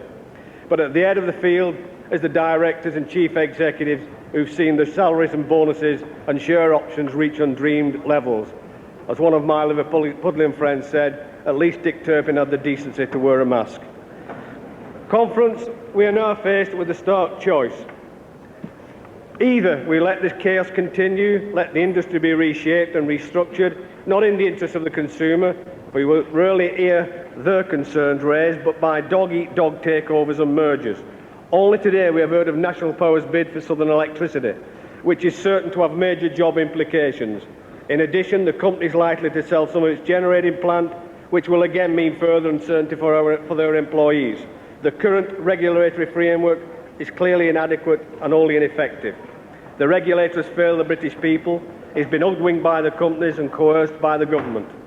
On the one hand, he tells the generators National Power and Powergen that they must sell plant to aid competition. On the other, he allows the creation of a huge private sector generator by a merging of the nuclear companies. Every price review has failed to protect the interests of the consumer or the well-being of the employees. Price reviews haven't resulted in more reasonable and realistic profits for the companies. They have merely resulted in further reductions in the number of employees. When windfall taxes are introduced, there must be proper protection for employees and for the consumer.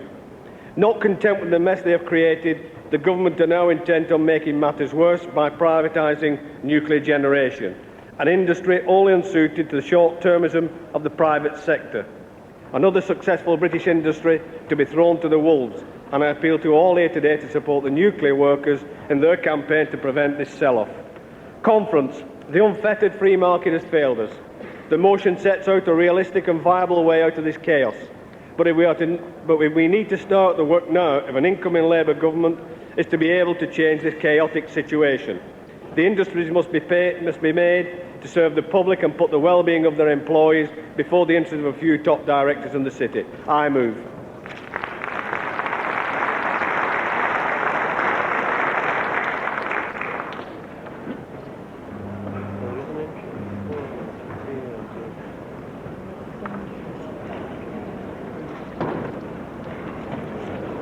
Chair, comrades, Agnes Davis, Carrick-Cumnock and Doon Valley Constituency Party. And as you're all, or some of you might be aware, Cumnock was the home of Keir Hardie, and I'm not quite sure whether his ghost approves of us or not. But Keir Hardie moved to Cumnock because of the miners in that area wanting him to live there. Now it is an area of high unemployment, one of the greatest in Scotland. I second this motion because my constituency party shares with me the revulsion felt along with every section of the community at the activities and the barefaced behaviour of the directors of the now privatised utility. To quote Burns, man's inhumanity to man makes countless thousands mourn. These companies, created and built for the people, by the people, to provide essential services. No golden handshake for the workers. No thanks. Just tossed to the side as the mover of the motion said. That was after a lifetime of working and investing their labour in these utilities. I just wonder how much of our superannuation funds, etc., has been used in this manner to boost up these companies. I have heard often of robbing the rich to give to the poor, but in this instances, everyone other than the few have been tricked. The so-called regulation framework needs reforming, as the mover of the motion said. Electricity, gas and water must be reorganised. People like you and myself should have services not only efficient but within our budget. Let this conference stand up and be counted. We all agree, the mover and seconder of the motion, there must be a control mechanism. This lack of control on appointments and conditions of service and remunerations means that decisions are legally binding without even the shareholders being party to the agreement. This is not only undemocratic, but does not help the British economy in any way. This conference says or asks the next Labour government that these companies must recognise their responsibility to society, the responsibility to their employees, the responsibility to local communities. This responsibility must also be shown to shareholders, to environmental protection and to a higher quality of employment training, which will be guaranteed. Company law must be remodified to be written for once in language that the people understand, and one thing that sickens me is this playing field that's never level. Self-granting, I've just got a sentence. Self-granting and obscene pay increases with extra share allocation will not be tolerated under Labour. Our government will support everything in this motion, including the windfall tax. I thank you. I hope we have a fairer society after this. Thank you very much.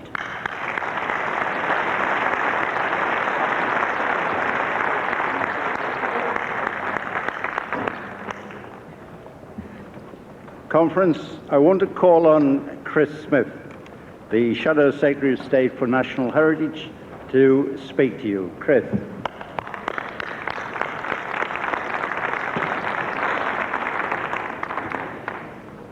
Gordon, Conference, the information superhighway. The words are bewildering, the technology can baffle us. But if we resolve to make the benefits of the superhighway come alive for the ordinary people of Britain, it can be fun, it can be exciting, it can educate and inform and empower us. Let me show you, just for a minute, precisely how.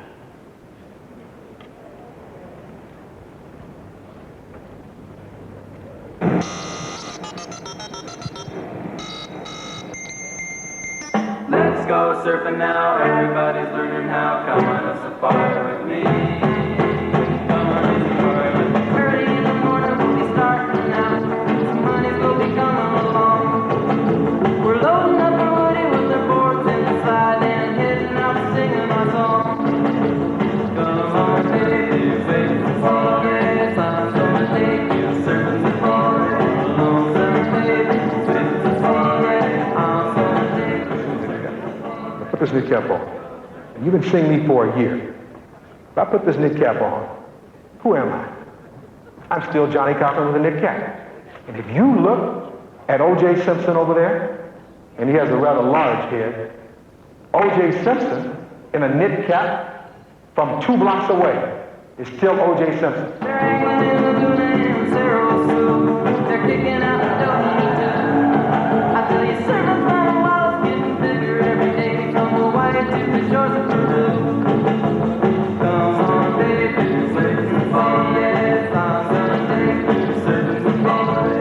Long surf, baby, surfing the forest. I'm gonna take you surfing the forest. Let's go surfing now. Everybody's learning how. Come on a safari with me.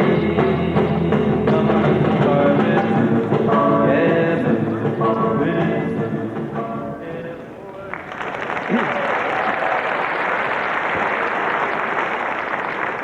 Conference, we have just toured the world on the internet. Everything from the vibrant South Africa of Nelson Mandela to the homepage of the Labour Member of Parliament for Cambridge. From the proceedings of the Women's Conference in Beijing to the list of jobs available at the local job centre. And as we speak, here in Brighton today, the Labour Party conference is available online to more than 30 million people around the world. The first time ever that a major political party in any country has done this. As I planned today's speech, I found myself wishing for a rather more dramatic title, like The Battle for Social Justice, or Our Last Chance for Equal Opportunity, or Working Class Children, What Hope in the 21st Century. And of course, it could have been so titled, because that is exactly what it is all about. What has become known as the information superhighway could increase social justice, contribute to equality of opportunity, ensure that all our children have the chance to realize the exciting potential of a new century. Conference, I cannot say to you too urgently that if we don't take this seriously, if we don't get it right, we will have failed to acknowledge a simple truth, that the information age is upon us, and it will have a profound effect on all our lives. We stand on the threshold of a revolution as important as that brought about by the invention of the printing press half a millennium ago. A revolution in the way we give, receive, and use information. The worlds of computing, broadcasting, and telecommunications merging indistinguishably into one. In the years to come, we will be able to transmit pictures, sound, moving images, text, music and speech from screen to screen across the globe at the touch of a button. And if your eyes glaze over at the technology of fiber optic cables and microwave radio transmission and sophisticated access software, don't worry. Think of the uses to which this real revolution in technology can be put. A school pupil anywhere in the country will be able to walk into the school library, sit down at a screen, and tap into the entire resources of the Science Museum. A doctor carrying out a diagnosis on a patient can consult the world's leading expert in a hospital hundreds of miles away, show him the problem there and then, and get immediate advice and confirmation. The supervisor on a building site, the sales rep on the road, the traffic engineer controlling rush hour flows, the company executives in 3 different corners of the globe, the elderly relative needing to make contact, the district nurse providing care from house to house. All these and millions more can derive enormous benefit from this revolution. But it won't happen like this if we simply sit back and let the market take its course. A privileged few might benefit, yes. There might be some sophisticated business-to-business use. Some parts of the country would be wired up and flourishing, whilst others were left out in the cold. And that is precisely what the Tories are doing. Sitting back and letting it happen. Faltering, haphazard, inadequate, no vision. Mrs. Bottomley certainly has none. Having spent years turning our National Health Service into a lottery, she now seems intent on doing almost as much damage to a real lottery. Only a few months ago, when she marched into the 900-year-old Barts Hospital to shut it down, she famously remarked that she wasn't in the heritage business. Well, now she is, and heaven help us all.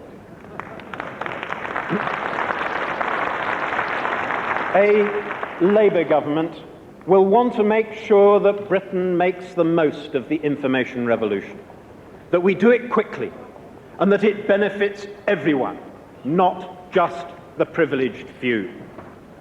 Conference, that's why we want to make sure the new communication networks reach every part of the country. No one, nowhere left out of the picture. And to achieve that, we propose that British Telecom and others, currently excluded by the Tories, should be brought progressively into full and open competition across the country. And in return, we would insist on a programme to link up the whole nation. And we'd insist on something else too. As the network is rolled out, we will demand that a link is put in to every school, every public library, every health centre and every hospital, so that we can make the best possible use of the networks for education, for medical care and for the exchange of public information. And so also that we don't end up in the information age with a gaping division between the haves and the have-nots. For anyone who can't afford to link themselves into the network in their own home, they must be able to go down the road and into the public library and link up there.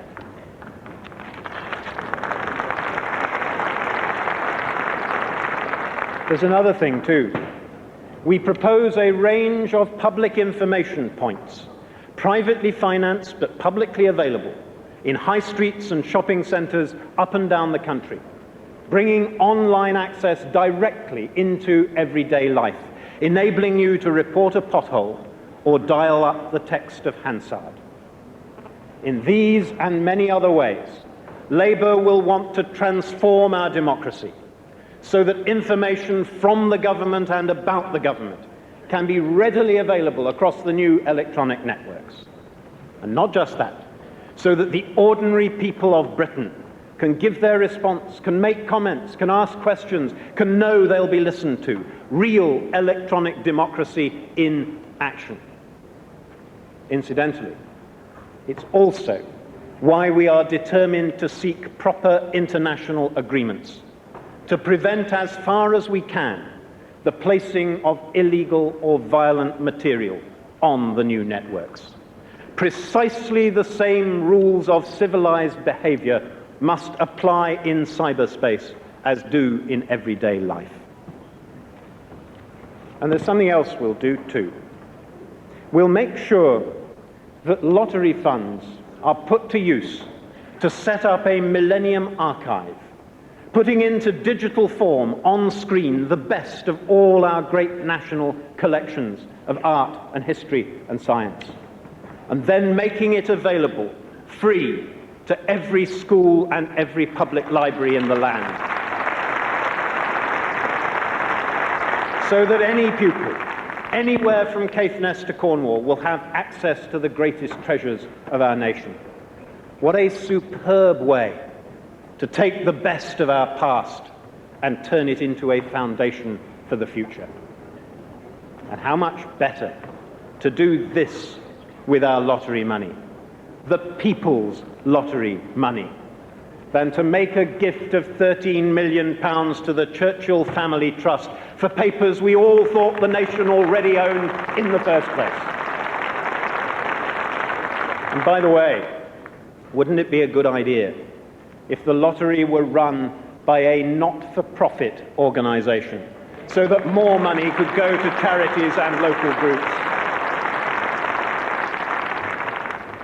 The information superhighway is about improving the quality of our medical care and providing better educational opportunities and developing new business links and enhancing our democracy. Above all, it's about ensuring that the benefits of this profound revolution are available to all of our people in all parts of the country and not just to the few. When we win the general election, as I know we will be handed by this country the immense responsibility of taking it beyond the year 2000 to face challenges and problems, experiences and opportunities undreamt of today. We only have to look at the colossal changes of this century. We began it without the car and the plane. We began it without the simplest of computers. We began it without television or so many of the other advances that are now part of our daily lives. Today, we reach around the world with the speed of light. We can see on television events as they happen on the other side of the planet. And from the first tiny flight of the Wright brothers in 1903, we have advanced to landing people on the moon and watching them walk in space. If all that can happen in 1 century, what can happen in the next 100 years from such a starting point? Will we be excited by the possibilities or terrified? Will the new technology serve us or enslave us? Will it act for good or ill? That depends on decisions we take today, on whether we have created the educational and training opportunities to match the technology, and whether we have ensured that it is available to all. These are issues that the Tories haven't even considered, and even if they did, would probably reject. It is the fact that we are ready to confront them, ready to take on the responsibilities, that marks us as new. Not just new Labour, but new politics. If new Labour means anything, it means addressing the startling possibilities thrown up by a new century and by a global revolution. Britain must begin its journey on the superhighway. Everyone must have the chance to join in the adventure, and Labour will see that they can.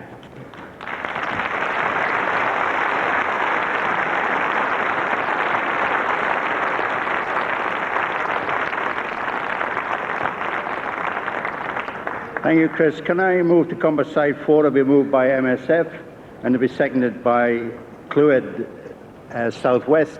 Would Clwyd delegate be available to do that, please? Roger Lawrence, MSF. Conference. The information technology revolution is happening now. It's here to stay, and it will change all of our lives forever. Take jobs. 80% of the new jobs created in Europe in the last 5 years are in information processing, which now accounts for almost half of all employment in the UK. Information technology means that our workplace can now be a kitchen table in the Outer Hebrides, as well as a desk in inner London. Most of us use IT to communicate effectively with each other. And in the case of my own union, we're now recruiting members to our newly set up Information Technology Professionals Association via a computer disc, which offers a virtual tour of all the key services we provide, surfing in and out of our union offices. Like in all revolutions involving new technology, we now have a choice about how it is used, a choice about how it is regulated, a choice about how it can help create a better society. So let us put forward a radical version of an information society in which this change benefits the many rather than the few. There are three key issues: the rights of those who work in the industry, the right to put information on the superhighway, and the right to get information from it. First, employment. If you want to learn about problems at work, in Britain today, ask IT workers. Now, we did. In a survey, 80% told us they were working longer than their contractual hours, and half said they felt extremely exploited by their employer. It's an industry rife with temporary work and contracting out, the sort of flexibility that pushes workers about this way and that, the modern equivalent of the sweatshop industries our forebears campaigned so hard to change. Conference. The contract and temporary workers of the 1990s looked to us to make sure they have rights too, and a Labour government must deliver on that commitment. Secondly, access to the infrastructure. The superhighway must cover the whole country. But it's what we use it for that matters. People don't just want the wires, it's the programs, the communication, the information that they're interested in. With satellite, it's the black box on your TV that decides what programs you can receive. And whoever controls that box controls access. Control of the infrastructure cannot be used to restrict others from using the network to disseminate information. At the risk of offending Rupert Murdoch, we don't want the pattern of newspaper ownership in Britain to be repeated on the information superhighway. Rather, we want real diversity, with universal access for producers of information and for the providers of services. The right to free speech means little if there is not also a right to be heard. Thirdly, there's access to information itself. The acid test of whether the information superhighway will be people-driven or business-driven, open rather than closed, whether we will create an information-rich or an information-poor society. Above all, the right to information is about power in our society. Information is power, and if that is true today, it will be 10 times more true by the turn of the century. A society where information is not shared out evenly will be a more unequal society, not just within the UK, but throughout the world. Half the global population live more than 2 hours away from a telephone, so it's a question of international social justice too. How can we help people who can't afford the charges or the equipment? Well, we have a model, and we've worked with Chris Smith to develop this project. They're called public libraries. Libraries which have guaranteed free public access to information for over a century. It's an excellent example of socialism in action. And we want to apply the same approach with the same determination to the information age. The superhighway public library should be available online in every town, every village, and every home in the land. Conference, we have a clear choice. Become either the electronic sweatshop of Europe or its information capital. If we use the skills and talents of our people, then we really can lead the world in the information age now dawning. Colleagues, in the information highway, we believe that the future of generations is bound up. In the interests of today's generation and tomorrow's, I move Composite 4.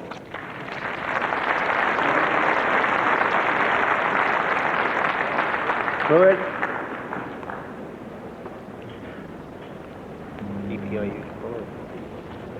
EPIU to follow on Composite 5. John Unsworth, Clwyd South, seconding Composite 4. You've just had a demonstration from Chris Smith on precisely what good science and engineering can produce.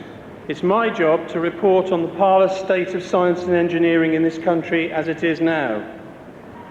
Much of the success of our economic policy and our future prosperity depends on the success of our scientists and engineers to invent, to develop new ideas, and then to transform this research and technology into commercial value. Invention and research is actually something the British are rather good at, and we have many institutions respected worldwide for their high-quality science and independent, impartial advice. Sadly, we have been much less successful in exploiting this advantage in the commercial world. The Tory government's answer has been to cut research expenditure and to privatise public sector research establishments, introducing market ideology which is entirely inappropriate to the long-term management of research. Warren Springs, an environmental laboratory of international renown in Stevenage, was closed over a year ago. 3 research centres have been privatised, and plans for 5 more have been drawn up. In some university departments, research has been virtually privatised too, having been bought by chemical or pharmaceutical companies. To where will this or any future Labour government turn for untainted advice? To make things worse, in July, John Major downgraded the Office of Science and Technology to a branch within the Department of Trade and Industry. The morale of the scientific and engineering community in Britain is now at an all-time low. In contrast, the Labour Party has recognised the importance of science and engineering endeavour.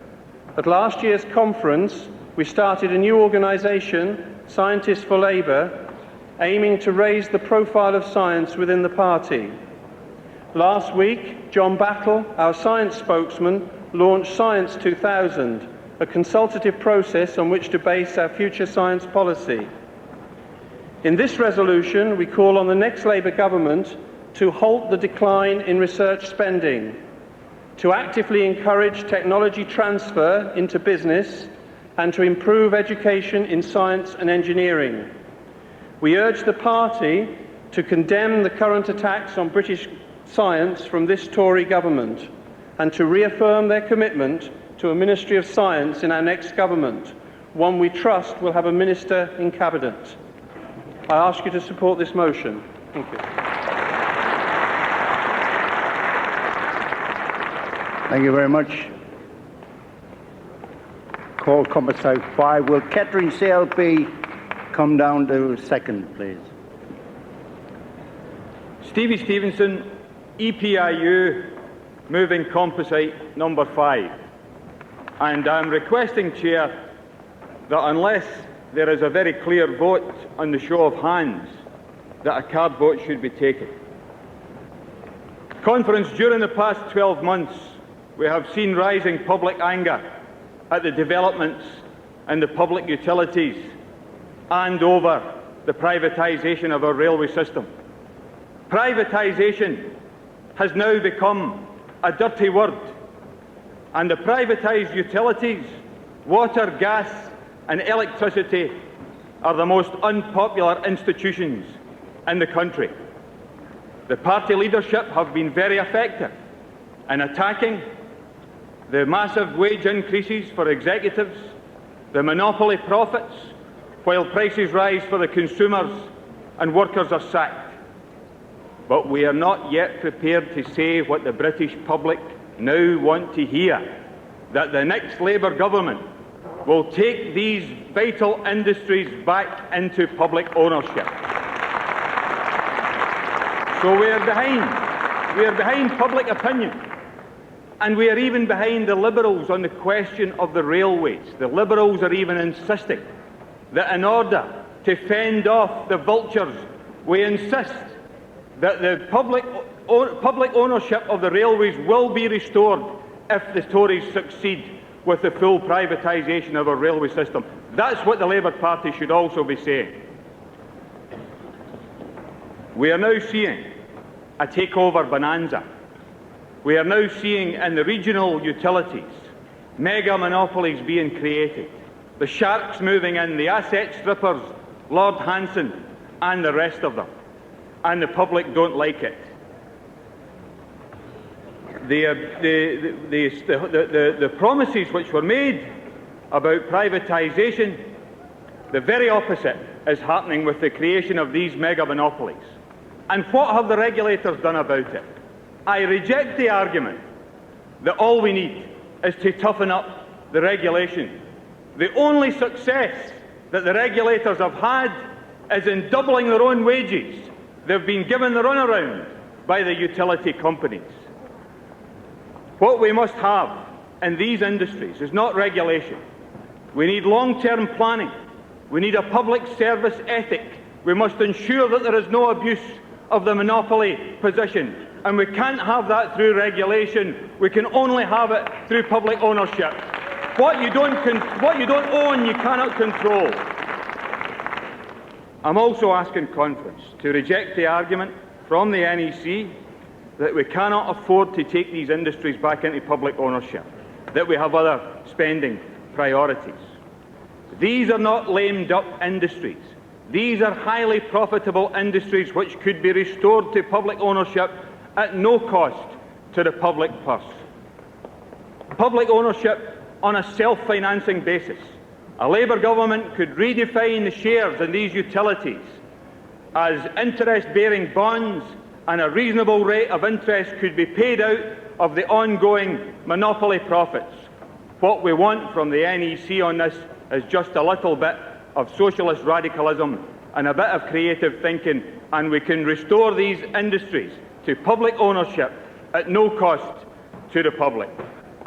Composite 5 calls for an economic strategy which includes state intervention and public ownership.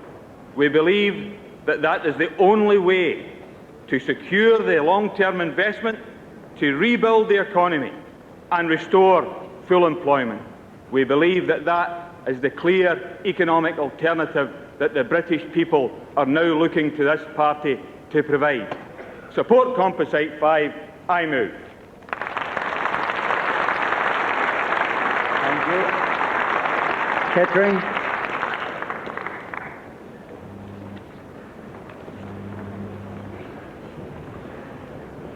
Yvonne Hossack, Kettering CLP, seconding Composite 5, also seconding the call for a card vote. My colleague who moved the resolution spoke about the economics of this, but I want to speak to you about the morality of the composite, because it is a moral issue. I work as a volunteer at an advice centre, and we deal with the people who've been hurt by the privatisation of the public utilities. These people owned them before they were privatised, as we all did. Now I see them come in with bills that they cannot afford to pay. My experience is that when people are depressed, they need more warmth. Unemployed people, people with young families, the elderly, they all use more fuel. Carers of the sick use more water. We deal with the devastated people who've lost their jobs and are afraid for their future. And sometimes we see our clients cry. To me, it is the greatest injustice that one man works and another benefits from his labour, that a poor man pays more to give a rich man a profit just because that rich man already had money to buy shares with.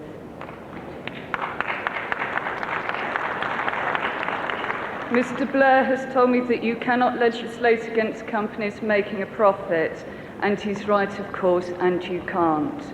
And the only way to stop the further enrichment of the rich at the expense of the poor is to give the poor what was stolen from them and to return the utilities to public ownership. And this is moral, and this is justice, and I don't want to see my people cry anymore. I second. Thank you.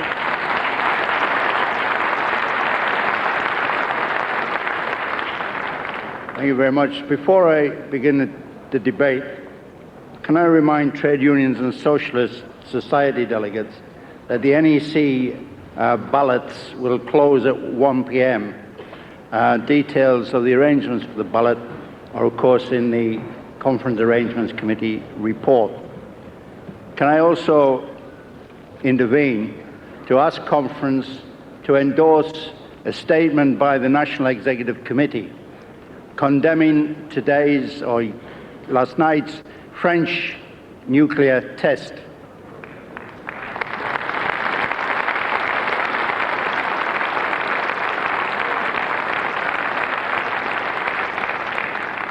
The NEC wishes to express the Labour Party's total condemnation of the French nuclear test carried out in the South Pacific. There can be no justification for this action. French nuclear testing has been opposed by the people of the South Pacific. It risks doing serious long-term damage to the marine environment of the region, and it will seriously undermine international efforts to control the proliferation of nuclear weapons. We also note that the British government has failed to condemn this outrageous action. We call on President Chirac to immediately end the testing programme, and we call on the British government to join with the international community in supporting a worldwide ban on nuclear tests.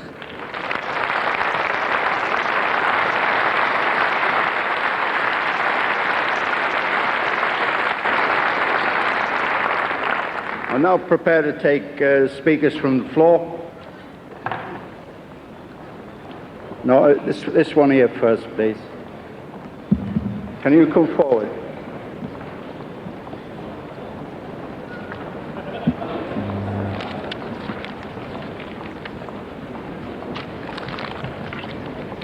Chair Conference, Christine Wilde of Unison speaking in support of Composite 2.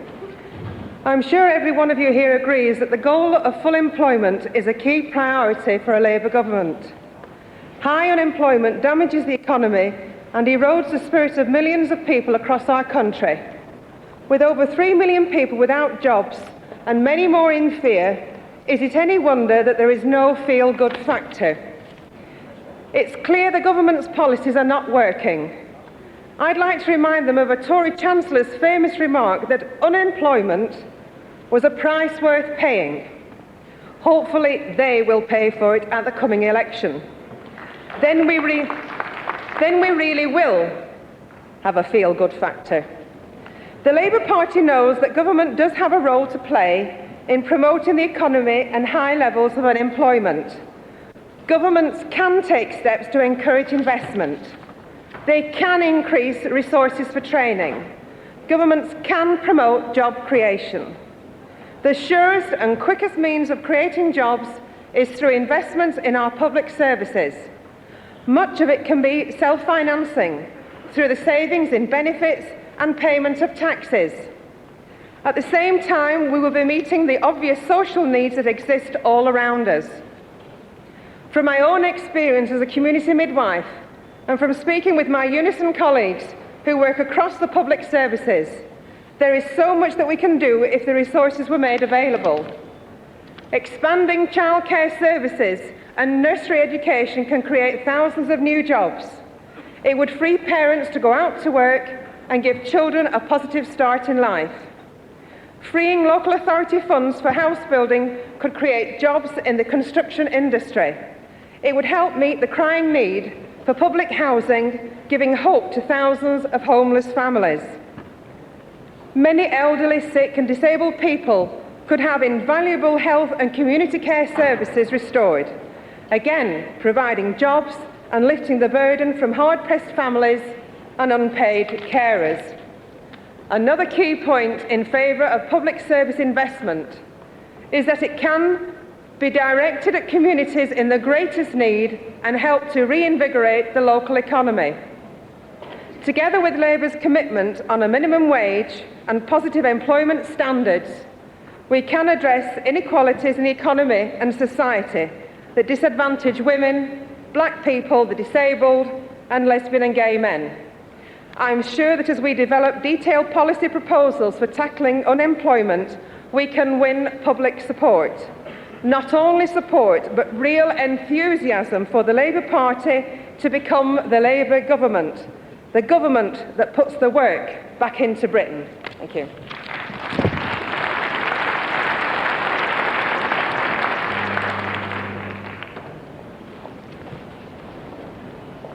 Councillor Dr Peter Larne, Ilford South CLP, supporting Composite 1.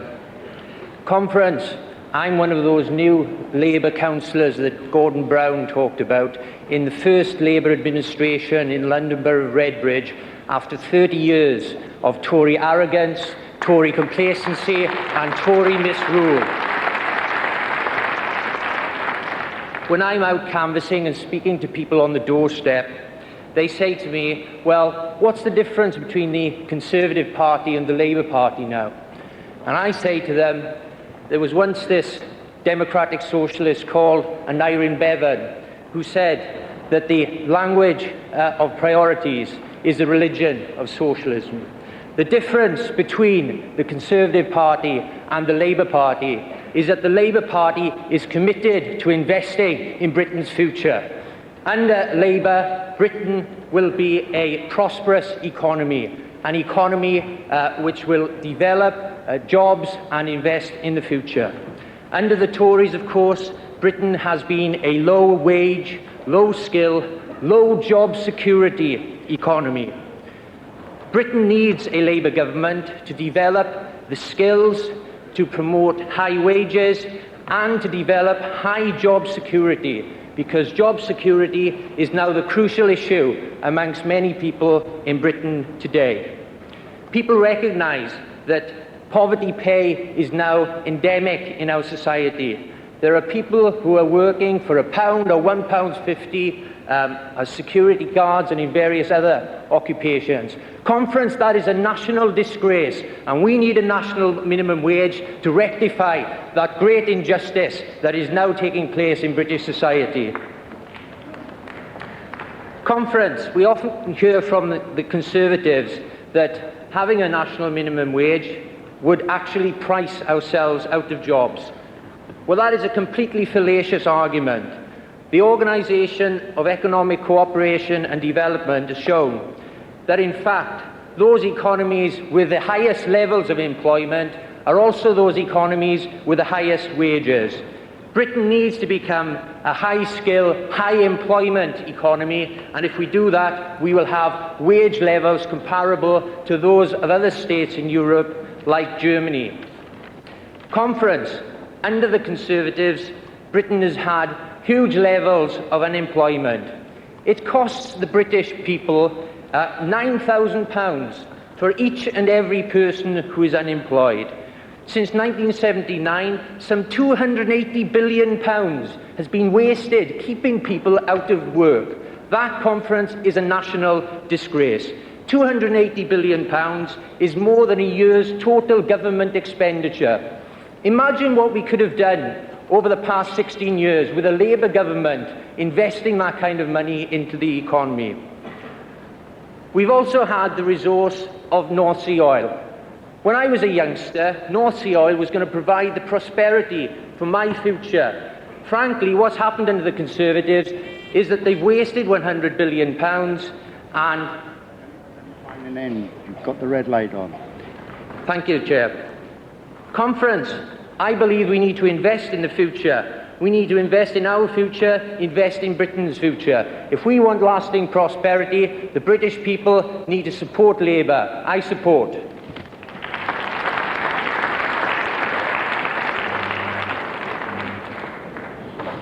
Conference, Bob Purkis, Transport and General Workers Union, speaking in support of Composite 2 and suffering a bout of nostalgia for the 60s and campaigning for a return of the Beach Boys.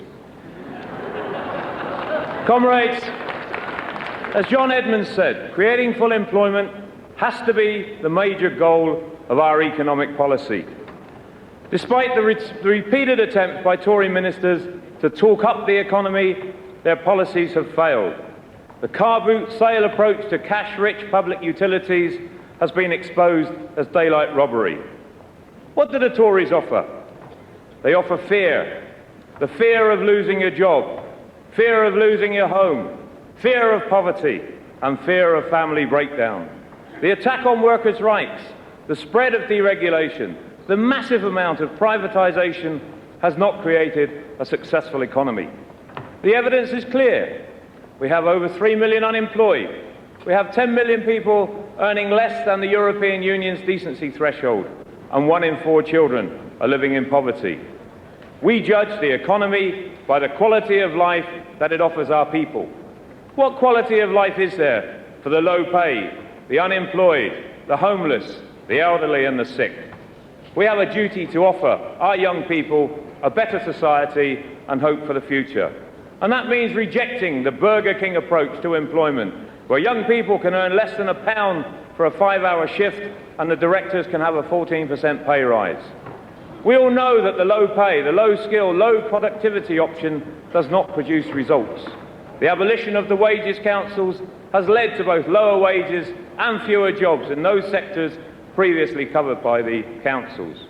And we must promote a positive future for young people with high-quality jobs and proper training. The Tories' training policy for long-term unemployed people is in crisis. It's not meeting the needs of the unemployed or the employers. My union, the T&G, has been campaigning for a £4 basic minimum wage and national minimum standards at work. We want to work in partnership with good employers, but we will never cease to attack the bad. We believe it is right to argue for the constructive use of the public sector as a way of stimulating economic growth. Public investment is essential to create the infrastructure for businesses to flourish. Ask the construction companies, the transport companies, who know about partnership with the public sector.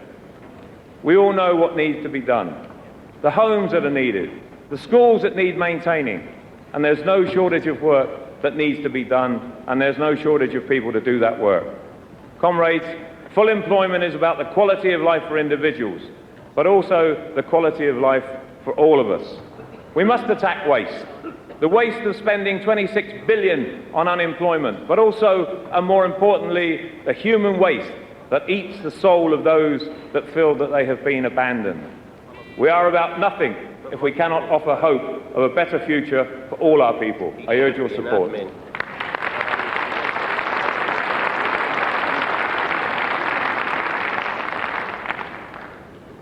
Okay, all right. Gillian Merron selected to win for Labour in Lincoln.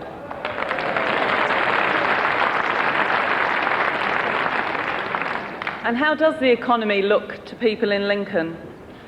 Well, they've got 17 unemployed people chasing every job centre vacancy. They live in a county where people earn £40 a week less than the average British worker, and where in Lincoln, for the under 25s, they constitute 1 out of 3 of the unemployed figures, and that is our challenge. Contrast that lack of prosperity with the prosperity in the privatised utilities. £20 billion has been paid out to shareholders since the sell-off at bargain basement prices. Look at the culture, where it appears that those at the top need considerably more than those at the bottom in order to make them work harder. And look at the private utilities, where they have workplaces infested with insecurity. Not a recipe for economic success. It is us that has the right ingredients for that. And when Gordon Brown talked this week of a windfall tax, where we would use the proceeds to tackle youth unemployment, workers at East Midlands Electricity received a memo. And they were advised in this memo of how to field questions from the concerned public. And they were told to use the information in an article in the Financial Times, which said, and I quote, "It is unfair to treat company profits as an unearned bonanza. These profits have largely been earned by efficiency gains." Absolutely not. These profits have been earned by cutting jobs, closing shops, and from the benefits from the cut price sale of those utilities.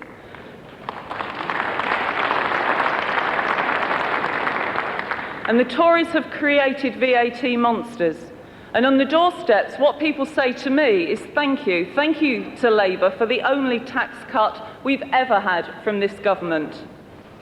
The public monopolies that the Tories so despised are now the private monopolies so distrusted by the public. Our Labour economy will provide public services which will be just that. They will serve the public. Our Labour economy will work for, not against, the 22-year-old Lincoln man I met last week who has never had the opportunity to work. But most of all, our economy will have a completeness that will be positive, not punitive, and it will serve the wealth of all of the people in this country, not just the privileged few. That is our responsibility. Let us take it.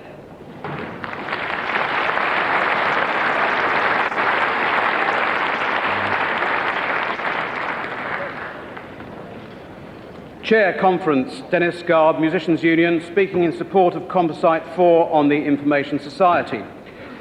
Chris Smith gave us a view of the present and a vision of the future, but as Bob Purkis said, it was accompanied by music, and I'm glad he said it was recording the Beach Boys, otherwise my credibility would have been blown when I said it was that. But our contribution to this particular composite is intended to draw an attention to two important but sometimes overlooked facts about the information society, or as the Americans call it, the global information infrastructure. The first fact is that it will not develop beyond a minority interest unless it carries varied content to create and fulfill popular demand.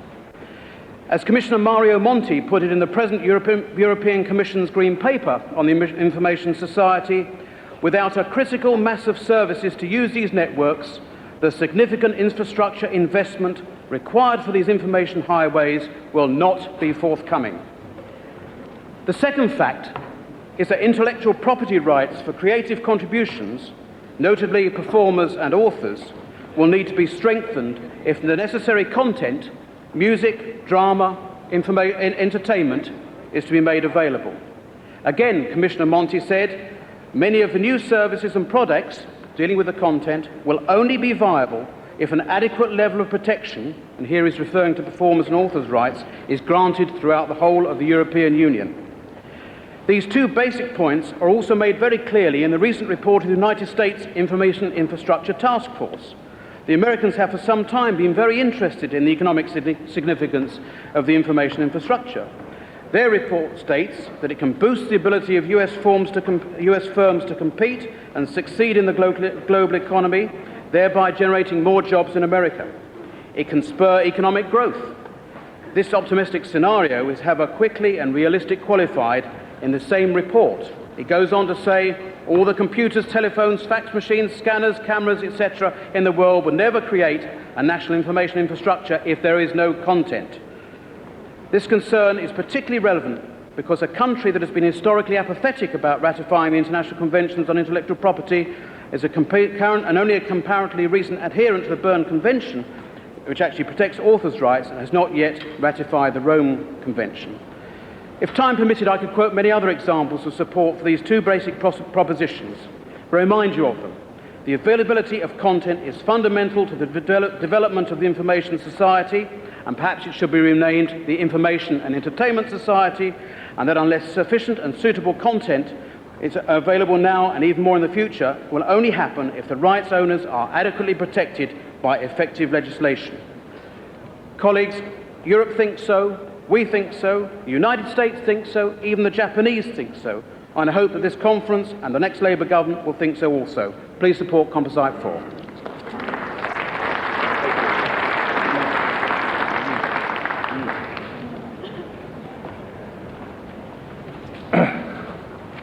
Conference. Bob Marshall-Andrews. I'm the PPC for Medway. We support the excellent Composite 1. Having said that, I am here with a word of warning or a word of caution to Gordon, who is a Scot, from those of us who toil for a Labour victory in the South East. What concerns us is this, that in 1991 on the Medway, we had virtually all the conditions which are set out clearly in Composite 1. We had lost in the previous 10 years one half of our manufacturing base. We had aggregate unemployment of 14%, and all the attendant sights and sounds of poverty were in place in the Medway towns. 1 in 4 of our children required some form of poverty relief. Superimposed upon that, throughout the towns, people carried a monstrous burden of debt. Suckered into that debt, they lived day by day with negative equity. In the middle of this misery, in 1992, they went to the polls and they returned by a collective act of will a Conservative government. That is a matter which causes us considerable concern. They were, of course, conned. They knew they were conned. They realized they were conned. They were conned into an act very close to that kind of psychological dependency well known between the torturer and the tormented. They were conned and they took their revenge this year. They reduced a ruling Tory group to one Conservative councillor sitting on the Medway Council.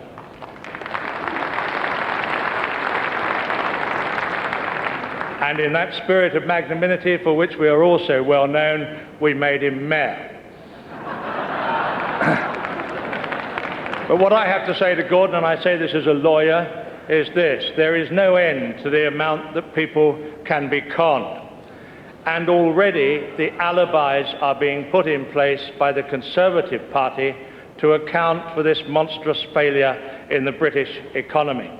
And unless we have also the ability to meet the alibis as well as meet the arguments, then we are in danger of doing again what we did in 1991, winning the economic debate and losing the election.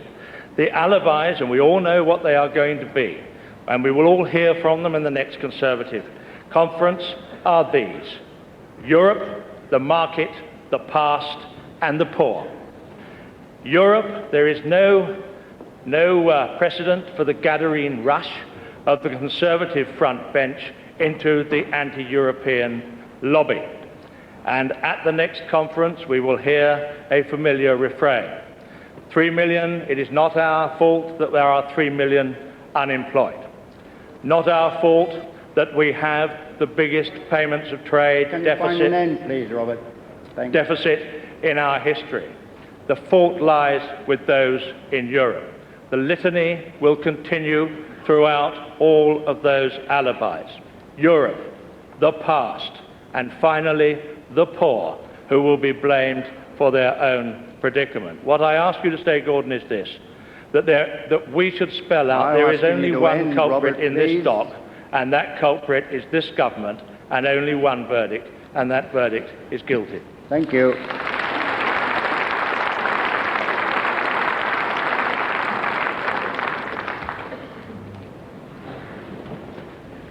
Thank you, Chair. Christine Shawcroft, CRS London Political Committee, speaking in support of Composite 5. I'm supporting this composite, and CRS Political Committee supports this composite because we feel that this pledge to take back public utilities into public ownership could be the greatest vote winner that Labour can have at the next general election. This could be the pledge that wins us the next election, and I'm sure this is the thing that's paramount in our minds. We don't want to divert money from Labour's programme. A government bond issue used to renationalise these utilities would not divert one penny from Labour's commitments on education, on health and so on. Not one penny will be diverted to take these industries back into public ownership. And I think people in the country feel so strongly about the mess that's been made of the natural monopolies which should belong to us by rights, that I think they'd be queuing up to vote Labour in droves if we could just give them that commitment. In the cooperative, in CRS Political Committee, obviously we believe in cooperation. We believe in cooperative enterprise. We do not accept cutthroat market forces where huge profits are made by attacking workers' standards, by laying people off, by driving the ones left in work, driving their wages down. We do not accept market forces that work like that. We believe in people working together and working in cooperation. We feel that people have become millionaires. The directors in these utilities have become millionaires at our expense. They have stolen what is rightfully ours, and they have made hundreds and hundreds of thousands of pounds. They become millionaires from what is ours. Arthur Daly used to say that he admired Margaret Thatcher most because she could sell people what they already owned. And I think we should be standing up against that sort of thing. The Labour Party should give a commitment to say, these utilities were stolen from us. We all need them. We all need water. We all need power. These things were stolen from us, and we will get them back to the people who should own them by right. That is our pledge, and that's how we'll win the election. Thank you.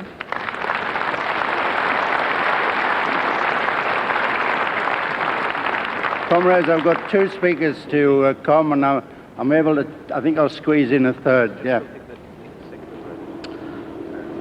Mike Leahy, Iron and Steel Trades Confederation, supporting Composite 3. Chair Conference, Gordon Brown said this morning that unrestrained privatisation and the unfettered market have brought with them the worst excesses of greed, misery and exploitation. This is characterised most clearly by the examples of company directors and their friends in other companies conspiring to work out for each other extortionate pay rises. The Mutual Admiration Society has been turned into the Mutual Remuneration Society. Cedric Brown of British Gas, the most famous of the fat cats, received his 75%. Nuclear Electric, 22%. Yorkshire Electricity Directors increased 38%. Eastern Electricity 34%, North West Water 32%. The list goes on and on. Companies originally formed for public need are now run for private greed. And for the many, what are the rewards? Consumers are not happy with the services provided. The workforce is certainly not happy receiving low pay increases, or in some cases, pay cuts. Overwhelming job losses throughout the industries are commonplace, while the boardroom boys line their pockets.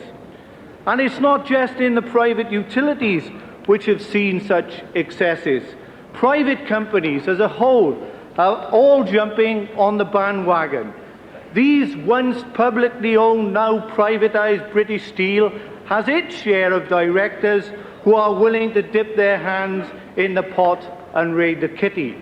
Last year, 4 British Steel executive directors had their salaries increased by 50%, while the workforce only had a basic increase of 2%. This year, British Steel executive directors made a profit of over £3 million on the exercise of their share options. When they tell us, British Steel, that they are in the business of making money, not steel, we know exactly what they mean. What's the answer?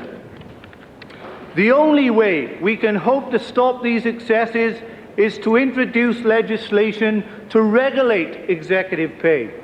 Take the means of awarding such excessive pay rises out of the hands of the irresponsible people sitting on old boys' committees and bring some common sense back into the way that awards are made. On the issue of excessive boardroom greed, we have won the moral high ground. As usual, we've won the argument amongst the workforce and the public at large. This is good, but it's not good enough. If directors are hell-bent on closing their ears to our arguments whilst lining their pockets, we must curb their actions for them. Michael, can you find an end? We need to stem this culture of greed in the boardroom and look towards a culture of public need. Support the composite.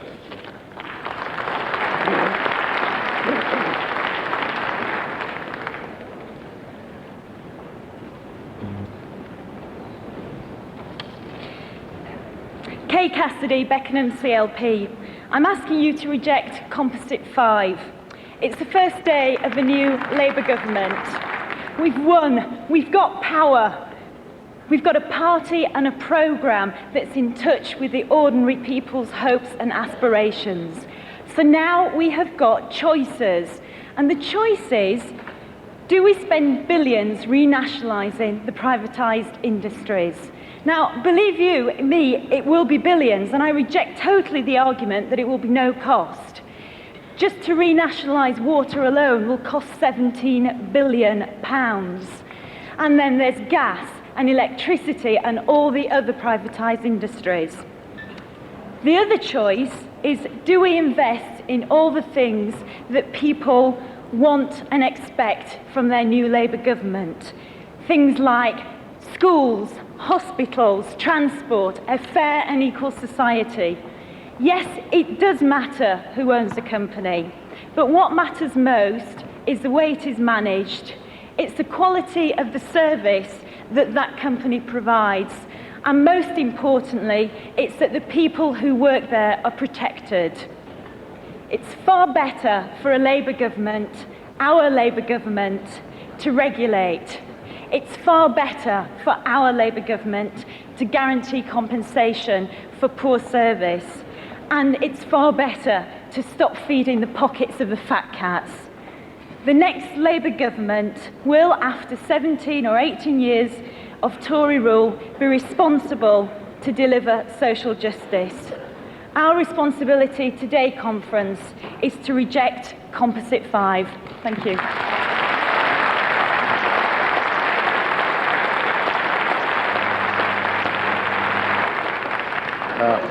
Speaker, then I shall be calling Jack Cunningham. Paul Kenny, GMB. I'm going to be short, you'll be pleased to know, Chair. But there is one particular aspect, particularly of Composite 3, that we do need just to spend a little bit of time on, because it's very important. Our party must actually distance and condemn the oily, sleazy, shady deals which have dominated the boardrooms of privatised utilities and others under the Tories. If we are to mean anything, new Labour, old Labour, we are to mean about decency, integrity and honesty in British politics. And we should stay that very clear from this rostrum and from this conference. You see, the reason is simple. The British people don't like it. They don't believe it's fair and it's right. They smell something in the boardrooms, and it's not the body odour of Yorkshire executives. A pay and benefits bonanza in the boardroom and bargain basement wages on the shop floor. Share options, golden handshakes, dodgy and otherwise. Fat cats getting cream, economy runs out of steam, John Major's in a dream. For the rest of us, it's still a nightmare. A nightmare for consumers and employees alike. And the Tories will say, when we defend the morality, the Tories will say, this is the politics of envy. But it's not the politics of envy, it's the politics of decency and morality, something this party stands for, and something they know bloody all about. It shouldn't surprise anyone that the Tories don't know what the words decency and morality mean.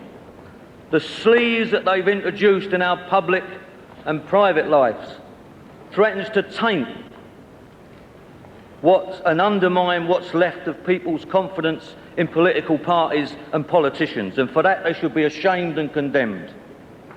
Be clear, be firm and be strident on the issue. New Labour or old Labour, decent standards is what this party stands for. Thank you, President.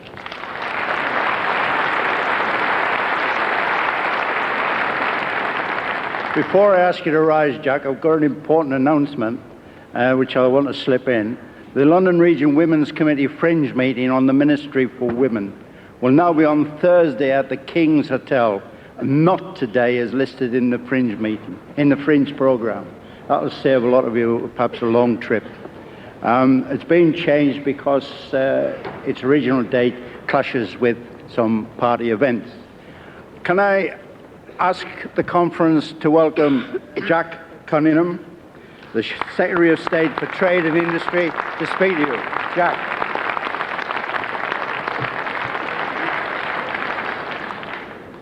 Gordon Conference, thank you.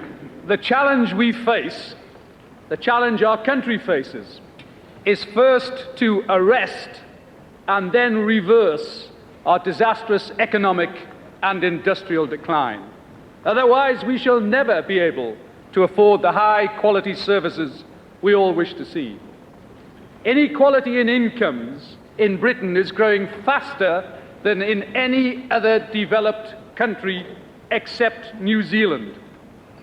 We cannot allow growing inequality without paying the increasingly high price of social division which inevitably results. High unemployment, poverty pay, poor training, low skills, these are the inescapable results of a weak and failing economy. The challenge to us in government is to renew Britain industrially and commercially. That labour renewal of Britain must take place with Britain in the European Union. It must take place in an ever more competitive global economy. There is no escape from these realities. Our future prosperity is inextricably linked with developments in Europe. To stand aside, to be isolated, is to damage our own national interests. Britain cannot meet these challenges with Tory policies. That much is clear after 16 years of disastrous economic and industrial failure. Britain has a long-standing, debilitating trade gap. In the past year alone, the UK has dropped in the world rankings of competitiveness from 14th to 18th place. In investment, we've dropped from a dreadful 35th to a deplorable 41st place among the leading nations of the world. Manufacturing investment is at a 30-year low. In R&D expenditure, we've fallen from 8th to 15th place, and the same is true in almost every other category. Last year, Michael Heseltine published a white paper on competitiveness. It had 164 pages. It sank without trace. And in the last year, we've gone further down the league. This year, Mr. Heseltine published another white paper, this time 236 pages. Here it is. On the front cover is a picture of a young person at work leaning over a piece of machinery with the caption, "Competitiveness Forging Ahead." Unfortunately, the machine in question is a 25-year-old obsolete manually operated grinder. Sums it all up, really. Obsolete machines, obsolete policies. If only Mr. Heseltine had been half as good at creating jobs for other people as he is for creating jobs for himself, then unemployment would be lower today than even the fiddled Tory figures suggest. As for his fifth war on red tape, it's bogus. After 16 years, 16 Tory years, it's no longer red tape, it's blue. My advice to Michael Heseltine is to light the blue paper and retire immediately.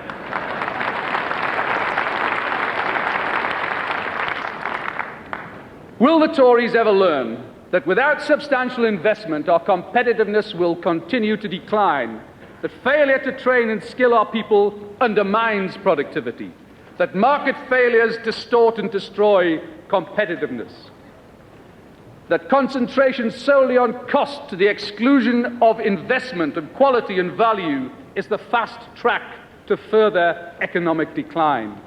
16 Tory years show that low pay, industrial confrontation, ending the industrial dialogue, taking away work people's rights, right-sizing, downsizing, has not led to a more competitive economy, has not increased market share at home or abroad. We're left with skills and capacity shortages and an inability to compete in global markets.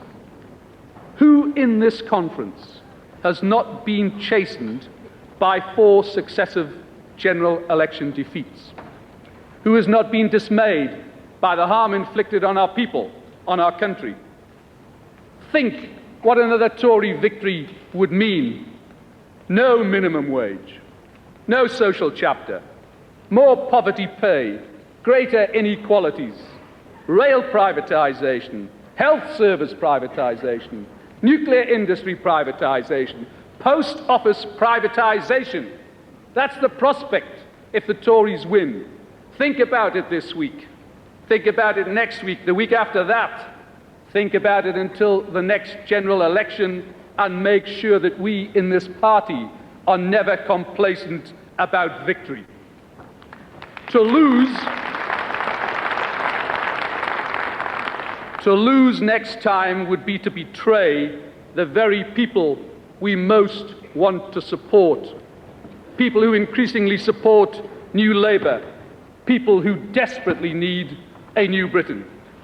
And be in no doubt, the Tories will make any promise, break any promise, fiddle any figures, distort any fact, tell any lie, smear any opponent in a ruthless attempt to keep their grip on power. A new Labour government can match the challenge and create a new Britain.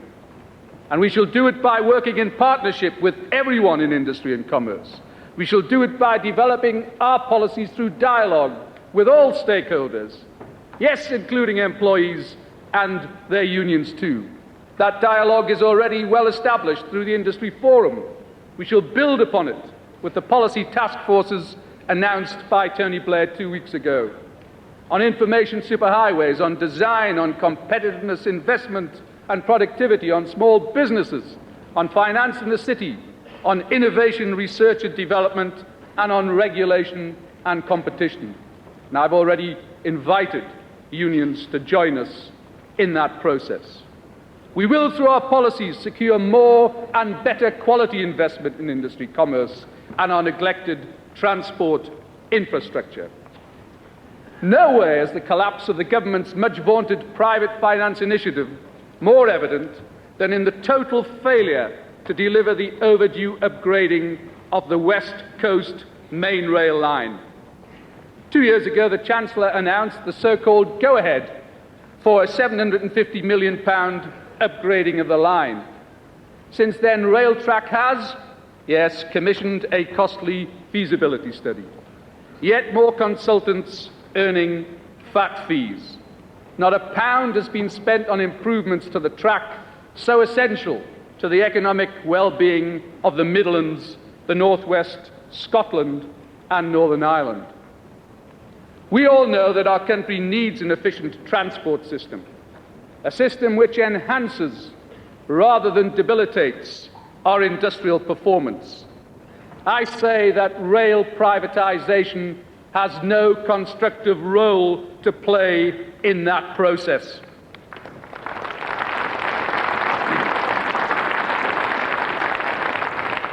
Labour's industrial policies will concentrate on building up the number of UK companies which rank as world-class. Sadly, only 2% do so now. In Britain today, we have 7 times as many badly performing companies as our competitors, such as Germany and the Netherlands. We must, through benchmarking, through the provision of information and training, through the development of supply chains, promote the best international business practices in Britain. Our place in Europe helps to bring important inward investment to us. It helps us shape world trade. More than half our exports go to other member states, but our trade performance is weak. A more effective export policy is essential to our success, and Labour will strengthen cooperation between the DTI and the Foreign Office to ensure that the promotion of British trade is at the top of our agenda. But I can promise one thing about trade now.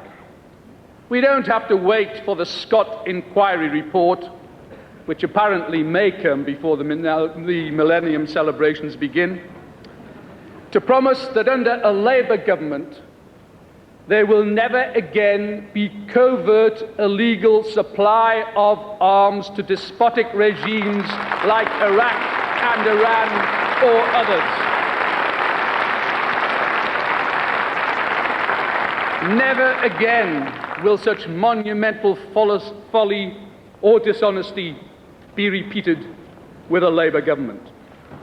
The Tories' blind free market dogma has been applied unthinkingly to everything from the arms trade to our public utilities.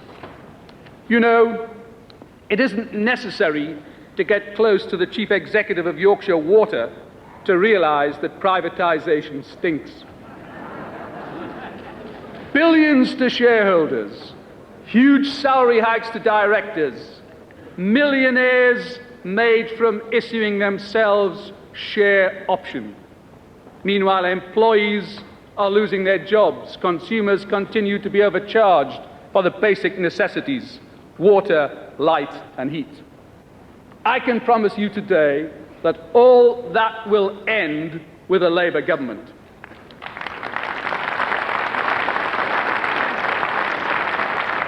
As Gordon said earlier this morning, a one-off windfall tax on the huge utility profits will begin to redress the balance. Then we shall introduce a tough new regulatory framework. New tough regulation will ensure automatic consumer rebates and price cuts when profits exceed a fair level. Conservation and environmental policies will be firmly back on the agenda. Boardroom excesses will simply not be tolerated. Executive share options will end in the privatised utilities when we have a Labour government.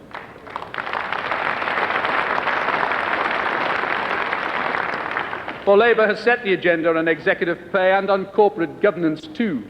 The government has hidden from the issue. First by complaining that it could do nothing until the Greenbury report was published, then implementing just one proposal from that report, and then even changing their mind about that. Prime Minister said he found boardroom excesses distasteful, yet he's done absolutely nothing about it. We had Cadbury, then we had Greenbury. Prime Minister played gooseberry. Not surprisingly, the public response, yes, a very loud raspberry. And don't they deserve it? When Greenbury was published, I announced that a Labour government will set up a standing advisory committee on good boardroom practice. All stakeholders in industry, shareholders, consumers, employees and directors will have a voice. The committee's code of best practice will be enforced by the stock exchange. Nor can we accept the haste for takeovers or mergers in the electricity supply industry. It's like a game of Monopoly with one of our fundamental industries, all about money and not about long-term investment or policy. These bids, especially bids from overseas, bids by North West Water for Norweb and by power generators for the REX, should be the subject of a rigorous independent investigation. The Monopolies and Mergers Commission must be used to safeguard the national and consumer interest. If not, a Labour government will make a retrospective reference of any mergers or takeovers which have taken place. For we reject the growing accumulation of unaccountable private monopoly power. We will continue to campaign against nuclear industry privatisation, as we did so successfully with the communication workers and the British people on the post office. The nuclear accident at Wilver and the deplorable management decision to keep a nuclear plant operational after a potentially disastrous accident shows where the single-minded drive for privatisation can lead. Money for tax bribes cannot come before nuclear safety. That is our message.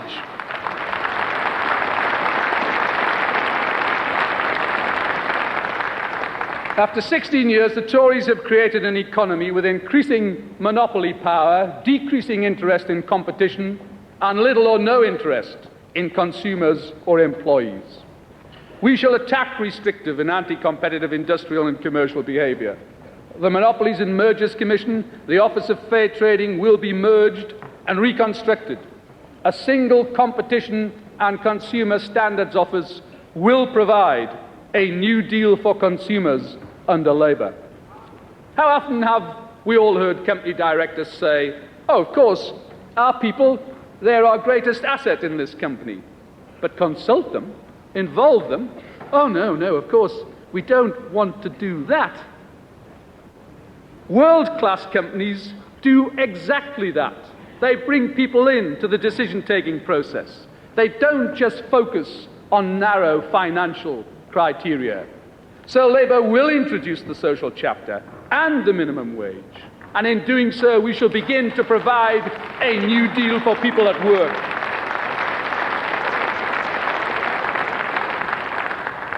We will actively promote the nationwide introduction of the new information technologies and the information superhighway. BT will be allowed to compete with the cable companies after a given date. We shall work with the industries to maximise the economic and social benefits which can result. Our Information Superhighways document, launched in July, shows the way forward. We shall establish an industry-wide advisory council on these new technologies, in which management, unions and consumers will all be represented.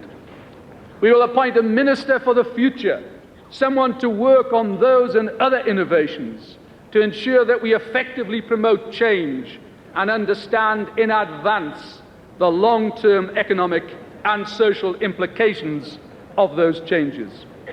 We will free the post office from outdated restrictions on its ability to trade and embark on joint ventures. Our pioneering work on new policies for small and medium-sized enterprises will promote employment growth in that vital sector. We will introduce a network of business development agencies, working with local authorities and local agencies to maximise investment in equipment, people and ideas. Attacking unemployment is the essential counterpart to revitalising British industry. Britain needs a significant, sustained increase in investment in education and in training, and we shall provide it. Our work on the creation of a new industrial strategy is now gathering momentum. We've embarked on a nationwide tour of consultation and discussion as we develop our thinking for the new Britain we must build. My message to business people today, to trade unionists, to employees, to consumers, to all stakeholders in UK PLC is join us, join Labour, for together we can do it. Together we must build a new Britain. Not only to reverse our industrial decline, not only to restore Britain's place among the industrial world leaders, but also to ensure that the future economic security and prosperity of all our people is assured.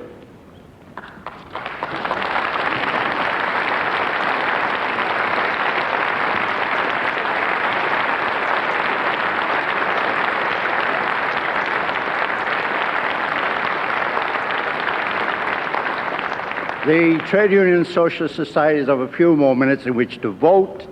Conference stands adjourned. Please be back in time to be greeted by Tommy Burleson this afternoon. And no doubt you'll have noticed the Geordie's day out. Tommy Sawyer, Gordon Colling and Tom Burleson.